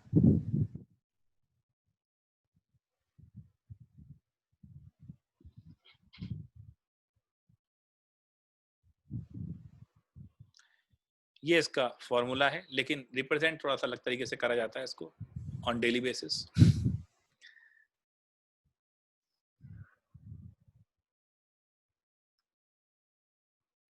तो ध्यान रखना, ये इसका फॉर्मूला है, रिप्रेजेंट ऐसे करते हो। अब बच्चों कहानी क्या है? इसको यूज किया जाता है बोरेक्स बीट टेस्ट में। बोरेक्स बीट टेस्ट मैंने पूरा डिटेल में समझाया हुआ है क्लासेस में। फिलहाल आपको इसमें क्या समझना है? बोरेक्स बीट टेस्ट क्या होता है? बहुत आराम से लिखना। मेटाबोरेट्स ऑफ मेनी ट्रांजिशन मेटल्स, उनका एक खास कलर होता है, यानी ट्रांजिशन मेटल्स को डिस्टिंग्विश करने के लिए उनके कलर के थ्रू हम बोरेक्स बीड टेस्ट करते हैं। बीड क्यों बोलते हैं? एक छोटी सी, जैसे मान लो पेंसिल की नोक पे गर्म करके मेटल लपेट दी तो एक छोटी सी बीड बन जाएगी। जैसे पतंग उड़ाते हैं कभी लोग तो वो धागा टूट जाता है, थ्रेड, तो उसको बांध देते हैं तो बीड होती है। तो ऐसे ही हम यहाँ पर लिखेंगे कि मेटाबोरेट्स ऑफ मेनी ट्रांजिशन मेटल। ये सारी चीज थोड़ा लिखते भी रहना क्लास के साथ साथ। लिखवा इसलिए रहा हूँ क्योंकि इस समय लिखोगे तो दिमाग में बैठेगा। 2-3 बार लिख लेगा इंसान तो उसके दिमाग में बहुत अच्छा बैठ जाएगा, और नहीं लिखेगा तो कोई दिक्कत नहीं है, फिर वैसे भी भूलता ही है, वहां ही भूल जाएगा। हाँ, metaborate of many transition metal have characteristic colours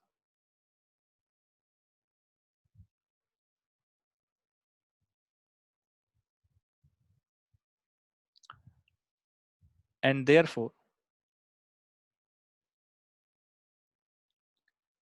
what we can use, कि बोरेक्स बीट टेस्ट को लेबोरेटरी में इसको यूज करेंगे, therefore it can be used for distinction, used as a test for distinction. ठीक है, अब जरा समझना बच्चों, ये कैसे बनेगा मेटाबोरेट और क्या चीज होती है इसमें, क्या इंपॉर्टेंट रिएक्शन है, एक बार एनसीईआरटी से भी देख लेना। मेन रिएक्शन मैं यहाँ लिख देता हूँ, 10H2O तो लगा दो भैया, हाँ हीट करेंगे तो वही तो है, हाँ जी ठीक है, हीट कर दिया तो Na2B4O7, ये सोडियम मेटाबोरेट हो गया, इसको हीट किया तो 2Na BO2 प्लस B2O3, सो ये और ये, ठीक है, ये मेन चीज है बोरिक एनहाइड्राइड, ठीक है, और ये अपना आ गया। इसके साथ एनसीईआरटी में दे रखा है किसका कलर ब्लू है, किसका कलर वैसा है, वो एक चीज ध्यान से पढ़ लेना। ठीक है, ऑर्थोबोरिक एसिड की बात करेंगे। ठीक है, ऑर्थोबोरिक एसिड क्या है बेटा, व्हाइट क्रिस्टलाइन सॉलिड है ये भी,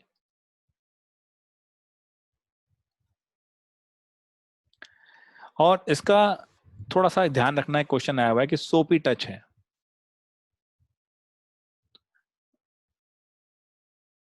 व्हाइट क्रिस्टलाइन ये भी है।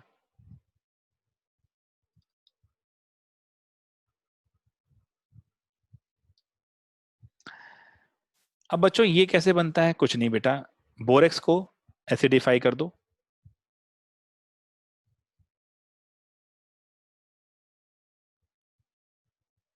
पानी डालते हैं इसमें और हमारा NaCl निकल जाएगा और BOH3 निकल जाएगा, मतलब दैट इज H3BO3।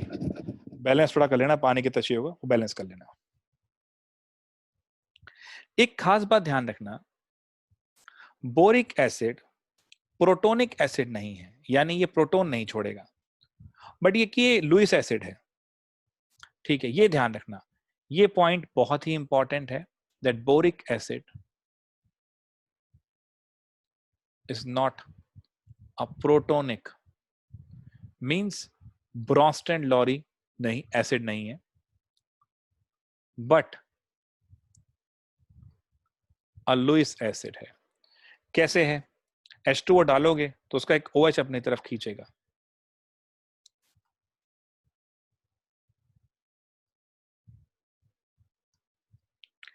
तो ये बनेगा BOH4 माइनस और साथ में निकलेगा H3O प्लस। तो ये अपनी तरफ पहले लोन पेयर को अट्रैक्ट करता है, ये ध्यान रखना, तो एक्सेप्ट करता है इलेक्ट्रॉन फ्रॉम हाइड्रोक्साइल आयन, ये चीज ध्यान रखना बहुत ज्यादा। ठीक है, तो अब होता क्या है, चलो देख तो लो क्या होगा।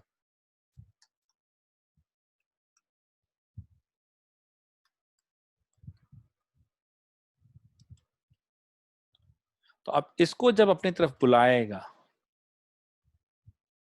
तो ये इधर चला जाएगा, इस तरह हो रहा है। ठीक है जी, कोई दिक्कत तो नहीं इसके अंदर, ये चीज ध्यान रखना, सारे इंपॉर्टेंट पॉइंट इसके अंदर बताए जा रहे हैं इस सेशन में, ये हमेशा ध्यान रखना भैया कैसे हो रहा है इसके अंदर। ये प्रोटोनिक एसिड नहीं है, ये क्या है, ये लुईस एसिड है। डाइबोरेन के बारे में अगर समझना है तो वो भी जरा देखेंगे, डाइबोरेन क्या है भाई, और क्यों बन रहा है, और डाइबोरेन क्यों हुआ ये। भाई बड़ा आसान था, BH3 तड़प रहा था इलेक्ट्रॉन डेफिशिएंसी की वजह से, स्टेबल था बट फिर भी थोड़ा तड़प रहा था। अब क्या था जी, यहां पर बोरोन जो था उसने सोचा कि चलो यार कुछ किया जाए, जिंदगी में कुछ तो परेशानी आएंगी ही, झेली जाए, तो B2S6 बनाने की तरफ चला। ये क्यों चला, क्योंकि बोरोन था इलेक्ट्रॉन डेफिशिएंट। अब क्या हुआ जी, ये ऐसा हुआ बच्चों, एक छोटा सा एग्जांपल जो हमेशा बताता हूं क्लास में, आप सभी लोगों के सामने फिर लेके आता हूं एग्जांपल। मान लीजिए कि आपको मैंने आज क्लास में घुसा, अब आप दो बच्चे साथ साथ बैठे थे, मैं आज भयंकर गुस्से में था, अब आप में से एक ही बच्चा आज पेन लेके आया, दूसरे के पास नहीं है। अब आपको पता है अगर इसको मालूम पड़ गया कि यार मैं पेन लेके नहीं आया हूं तो ये तो बहुत चिल्लाएगा, तो आप क्या करेंगे, अपने पड़ोसी से बार बार पेन लेंगे, तो एक ही पेन आप दो लोग यूज करेंगे, वो लिख के आपको देगा, आप लिख के उसको दोगे, रैपिडली पेन ऐसे मूव करेगा, सो दैट मुझे कभी भी ये रियलाइज नहीं होगा कि आप में से किसी एक के पास पेन नहीं है। ये एक इल्यूजन सा बन जाएगा। लगभग वही चीज यहां हो रही है। ये एच इतना रैपिडली घूमेगा इन दोनों बोरोन के बीच में कि एक ऐसा इंप्रेशन देगा कि ये बोरोन के चार चार बॉन्ड है। रैपिडली फ्लिप करके इस तरफ तो ये फ्लिप करके इस तरफ, ऐसे रैपिडली घूम रहे हैं। बच्चों, अगर ऐसा होगा जैसे पेन घूम रहा था तो उसने एक ऐसी शेप अख्तियार की थी, बनाना जैसी शेप, तो इसलिए इसको बोलते हैं बनाना बॉन्ड, और कहा जाता है ब्रिज बॉन्ड भी। बट आप पूछेंगे कि सर इसमें हम सीधा इसको कोवलेंट बॉन्ड क्यों नहीं कह देते? बताता हूं। देखो, एक कोवलेंट बॉन्ड जो होता है उसमें दो इलेक्ट्रॉन होते हैं। थोड़ा आप शेप को हटा दिया जाए ताकि क्लैरिटी बढ़ेगी। दो इलेक्ट्रॉन होते हैं और शांति से दो लोग इन दो इलेक्ट्रॉन्स को शेयर कर रहे होते हैं। मामला बढ़िया चल रहा होता है। यहां पर भी यही हो रहा है। एक बॉन्ड बना हुआ है, कोवलेंट बॉन्ड। दो लोग हैं, दो इलेक्ट्रॉन शेयर कर रहे हैं, दो लोग हैं, दो इलेक्ट्रॉन शेयर कर रहे हैं। तो यहां पर दो इलेक्ट्रॉन है शेयर्ड बाय टू सेंटर। तो this is two electron two centre bond, इसे कहा जाता है कोवलेंट बॉन्ड।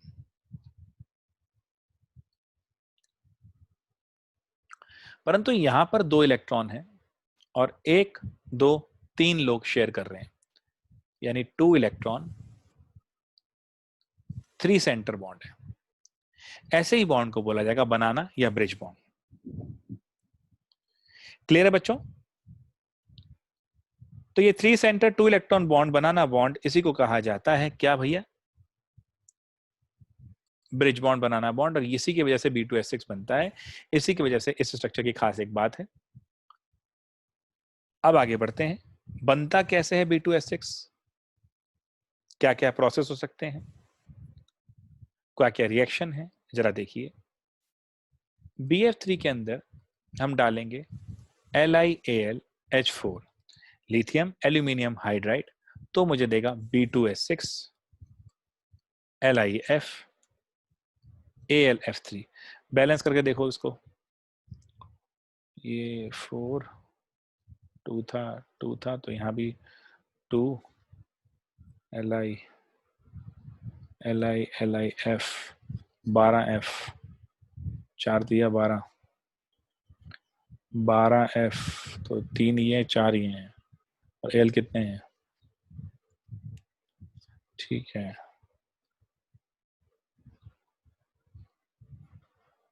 ठीक है। so this is the reaction। एक ये बन गई, सोडियम बोरो हाइड्राइड से भी कर सकते हैं। अब देखो, ये ऑर्गेनिक के रिएजेंट थे, रिड्यूसिंग एजेंट, तो ध्यान रखना वो यहां भी फेंके जा सकते हैं, लिंक हो रहा है तो आपसे खेल जाएगा वो इसके अंदर।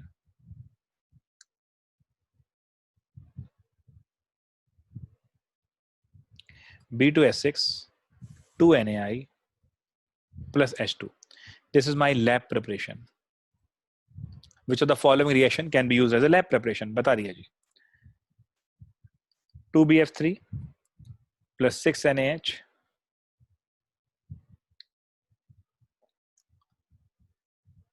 टेम्परेचर बढ़ गया है, इसका मतलब एनर्जी रिक्वायरमेंट बढ़ गई थी। इसका मतलब आप इसको कहां कर सकते हो? इंडस्ट्री में।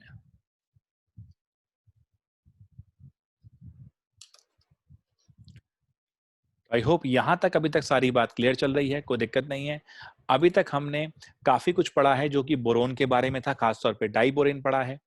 ठीक है, चलिए आगे बढ़ेंगे और समझेंगे क्या बोराजीन क्या चीज है। आइए समझते हैं। तो बच्चों, ये था हमने डाइबोरेन के बारे में पढ़ा। अब पढ़ते हैं बोराजीन के बारे में। बोराजीन क्या है और क्यों इसको इनऑर्गेनिक बेंजीन कहा जाता है, आइए समझते हैं।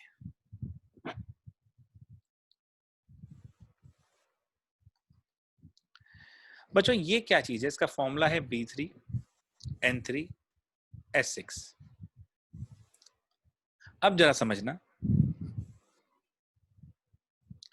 भाई, ये कैसे बनती है। जब मैं, ऑब्वियसली बात है, बोरोन है, हाइड्रोजन है, नाइट्रोजन है, तो इन्हीं को जरा हीट करते हैं आपस में मिला के, तो ये बन जाएगा भाई मेरे पास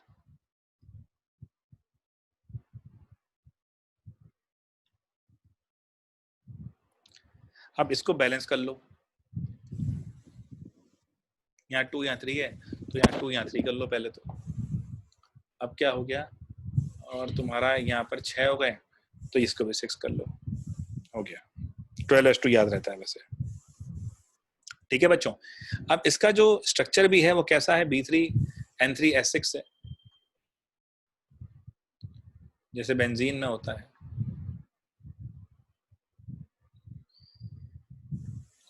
ये रहता है स्ट्रक्चर, तो इसको इनऑर्गेनिक बेंजीन कहा जाता है, ठीक है जी। H लगा लोगे साथ में सारे। चलिए आगे बढ़ते हैं, ये बोराजाइन हो गया है। बोरोहाइड्राइड्स क्या होते हैं, ये भैया कुछ नहीं, वही है टेट्राहाइड्रोबोरेट्स, जैसे हमने बात करी थी अभी, BH4 वाले जो बनाए थे। अब B2S6 से बनते हैं ये भी, और इंपॉर्टेंट क्यों, क्योंकि ऑर्गेनिक में यूज होते हैं। सोडियम बोरोहाइड्राइड की बात जो करी जाती है।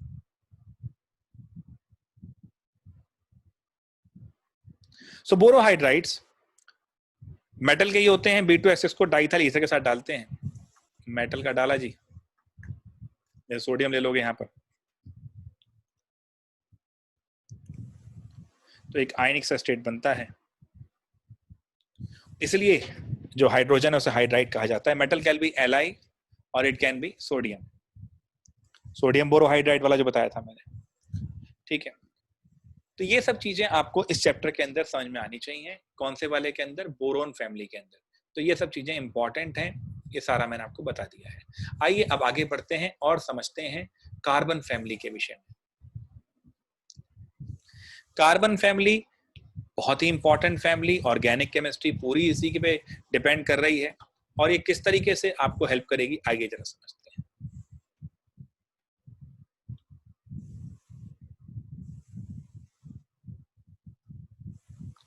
तो हेडिंग लगा लीजिए बच्चों, द कार्बन फैमिली।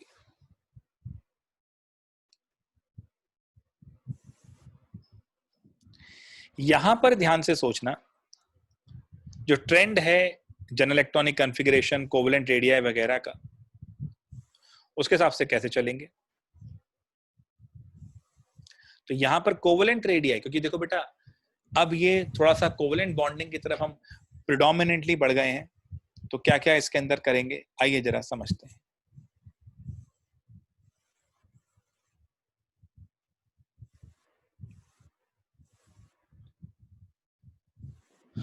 एक मिनट बच्चों, पानी पी लूं जरा, फिर आगे बढ़ते हैं।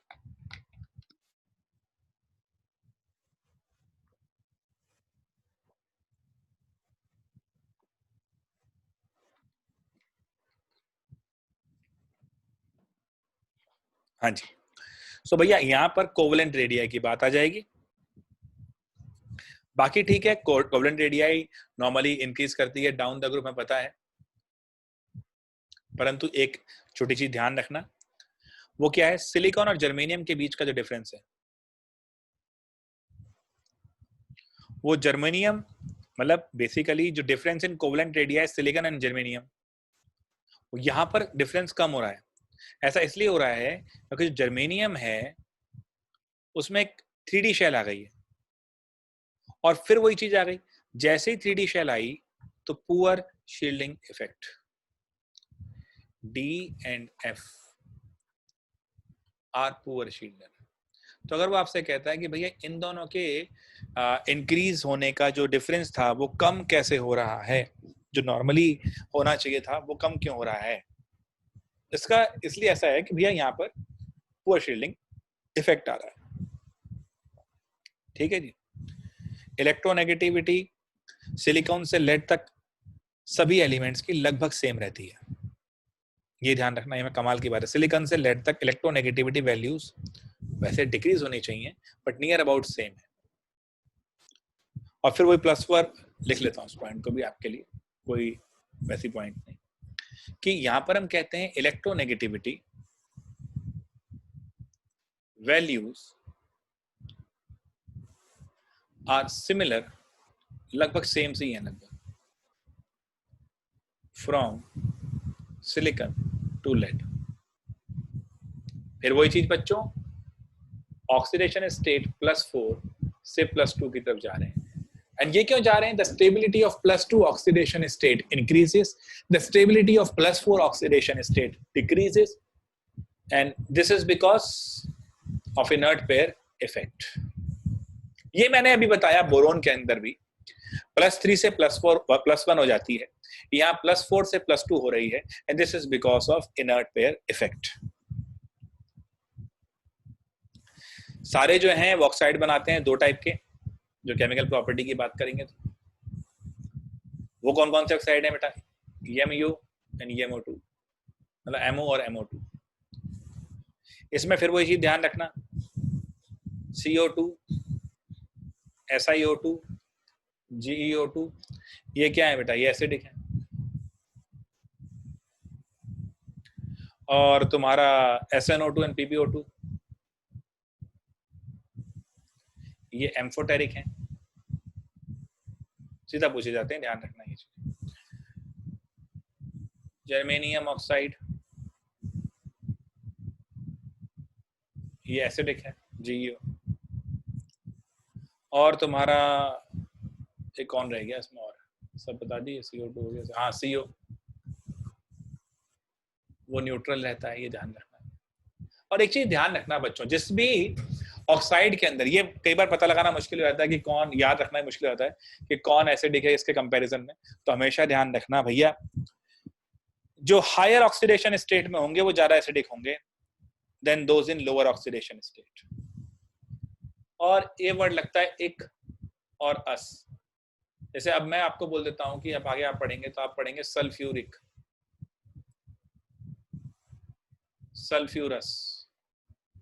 तो हायर ऑक्सीडेशन स्टेट में अगर सल्फर है, लाइक +6 में है, तो वो एक लगेगा, और लोअर में है तो वो अस लगेगा, लोअर यानी +4 में आ जाएगी। ये ध्यान रखना बेटा। अब कौन सी चीजें पानी से इफेक्ट नहीं होती? Carbon, silicon and germanium, they are not affected by water.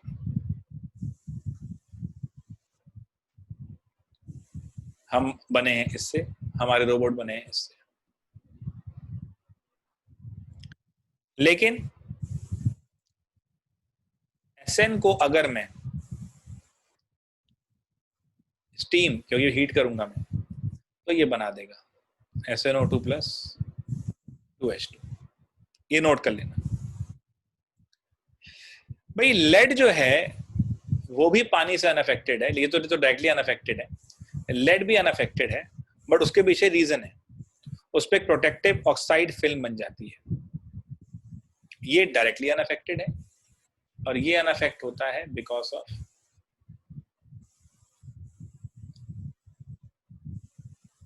Water, due to protective oxide film formation. अब भैया एक चीज ध्यान समझना, ये बनाते हैं हैलाइड, जो बनाएंगे ये बनाएंगे वही X4 X2 वाले।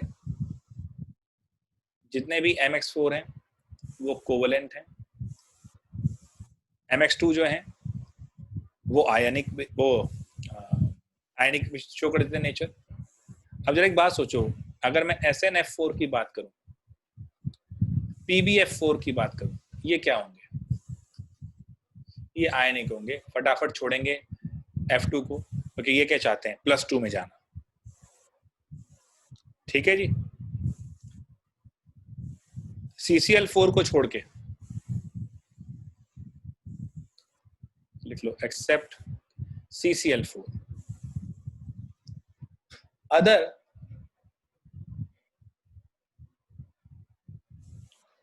tetrachlorides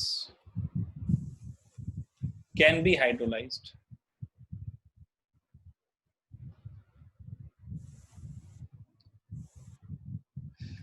एक तो आप कह रहे थे उसमें पोलैरिटी नहीं है CCl4 पे, दूसरी बात इस पे वेकेंट डी ऑर्बिटल भी नहीं है, बाकी सब पे वेकेंट डी ऑर्बिटल है। ठीक है जी।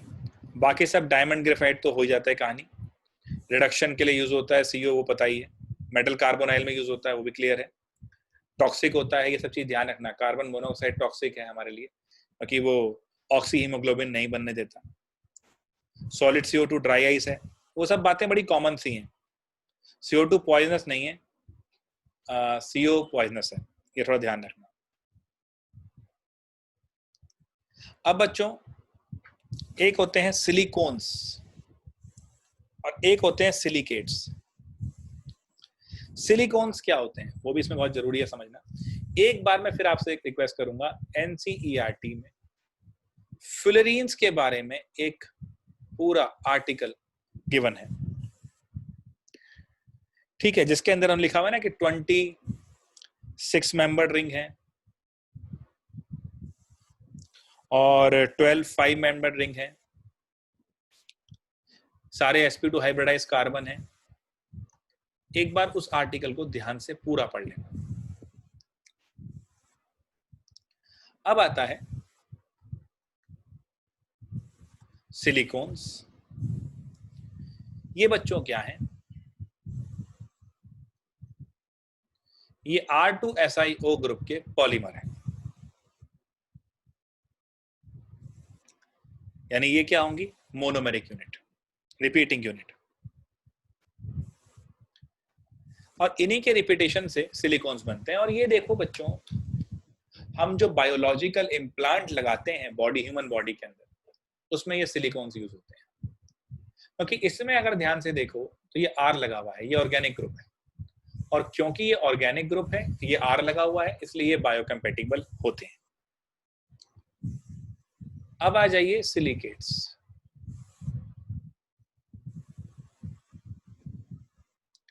सिलिकेट्स क्या कंपाउंड है जिन पे SiO4 4- की डिस्क्रीट यूनिट होती है।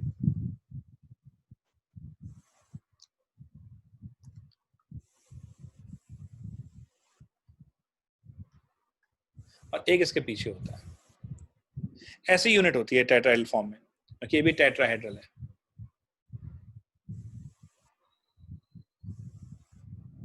इसलिए इसको बोलते हैं SiO4 4-, ऐसे इसको बना लेते हैं जोड़ के, यूनिट होती है। अब बेटा यहां पर ध्यान रखना, ये जुड़ सकते हैं, इन्हें बोलते हैं ऑर्थोसिलिकेट, जिसमें सिंगल यूनिट होती है। जिसमें जुड़ जाए, एक कॉमन हो जाए, वो पायरो। जिसमें दो कॉमन हो जाए, 3D में जा रहे हैं यहाँ पर, तो ये क्या बन जाएगा, ये चेन। और अगर तीनों मिल जाए तो वो शीट। इस तरह से नाम होता है। तो पायरो मतलब ऑर्थो सिंगल, पायरो ऑर्थो माने जो अकेली यूनिट है, पायरो माने 2 यूनिट में एक ऑक्सीजन कॉमन ले लिया, चेन में 2 ने कॉमन ले लिया, और शीट में 3 ऑक्सीजन कॉमन हो गए। ठीक है बच्चों, ये इसके कंपाउंड हो। एक आते हैं जियोलाइट्स। वो क्या होते हैं, वो भी 3 डायमेंशनल एल्यूमिनोसिलिकेट्स होते हैं। इसका मतलब क्या हुआ, इनमें कुछ silicon atoms are replaced by Al+3। Clear है जी। और जो नेगेटिव चार्ज बचा, क्योंकि सिलिकॉन से देखोगे तो एक नेगेटिव चार्ज तो बचेगा, 4 थे, इधर 3 है, तो उसको कौन बैलेंस करता है, Na+, K+। तो इसलिए पूरा बन जाता है। याद है ना, वाटर, हाइड्रोजन जब बताया था, तो हाइड्रोजन के अंदर मैंने बताया था ये जियोलाइट वाटर सॉफ्टनर होते हैं, बिकॉज ये आयन एक्सचेंजर है। क्या है दोस्तों, ये आयन एक्सचेंजर। तो ये हमने यहाँ पर कार्बन फैमिली की बात भी, ये चीजें आपके लिए इंपॉर्टेंट हैं जो हमने कर ली। तो बच्चों अभी तक हम क्या क्या पढ़ चुके हैं एक बार देख लेते हैं। अभी तक हम मेटलर्जी पूरा कर चुके हैं, और हम यहाँ पर आ गए हैं जहां हम बात कर रहे थे। अभी हमने पी ब्लॉक एलिमेंट शुरू करा है, बोरोन फैमिली और कार्बन फैमिली खत्म करी है, और अब हम आगे बढ़ेंगे पी ब्लॉक के आगे के सेक्शंस में। सो दोस्तों आज हमने ये पूरा पढ़ा है। अब हम ग्रुप 15 से 16, 17, 18 को पी ब्लॉक के आगे अगले सेशन में लेंगे, जिसमें हम पी ब्लॉक के बचे हुए 4 ग्रुप लेंगे अपने 15, 16, 17, 18, और D and F block elements को पढ़ेंगे। यहाँ पर भी रिएक्शंस बहुत हैं और आपके एग्जाम के पॉइंट ऑफ व्यू से बहुत ज्यादा इंपॉर्टेंट है। सो आज के लिए इतना रखते हैं, फिर मिलते हैं आपसे नेक्स्ट टाइम डीजेस क्लासेस पे। चैनल आप सब्सक्राइब कर लीजिए, पसंद आएगा, सारी ऐसे अपडेट आते रहते हैं मेरे साथ। चलिए मिलते हैं बच्चों, फिर नेक्स्ट टाइम, टेक केयर।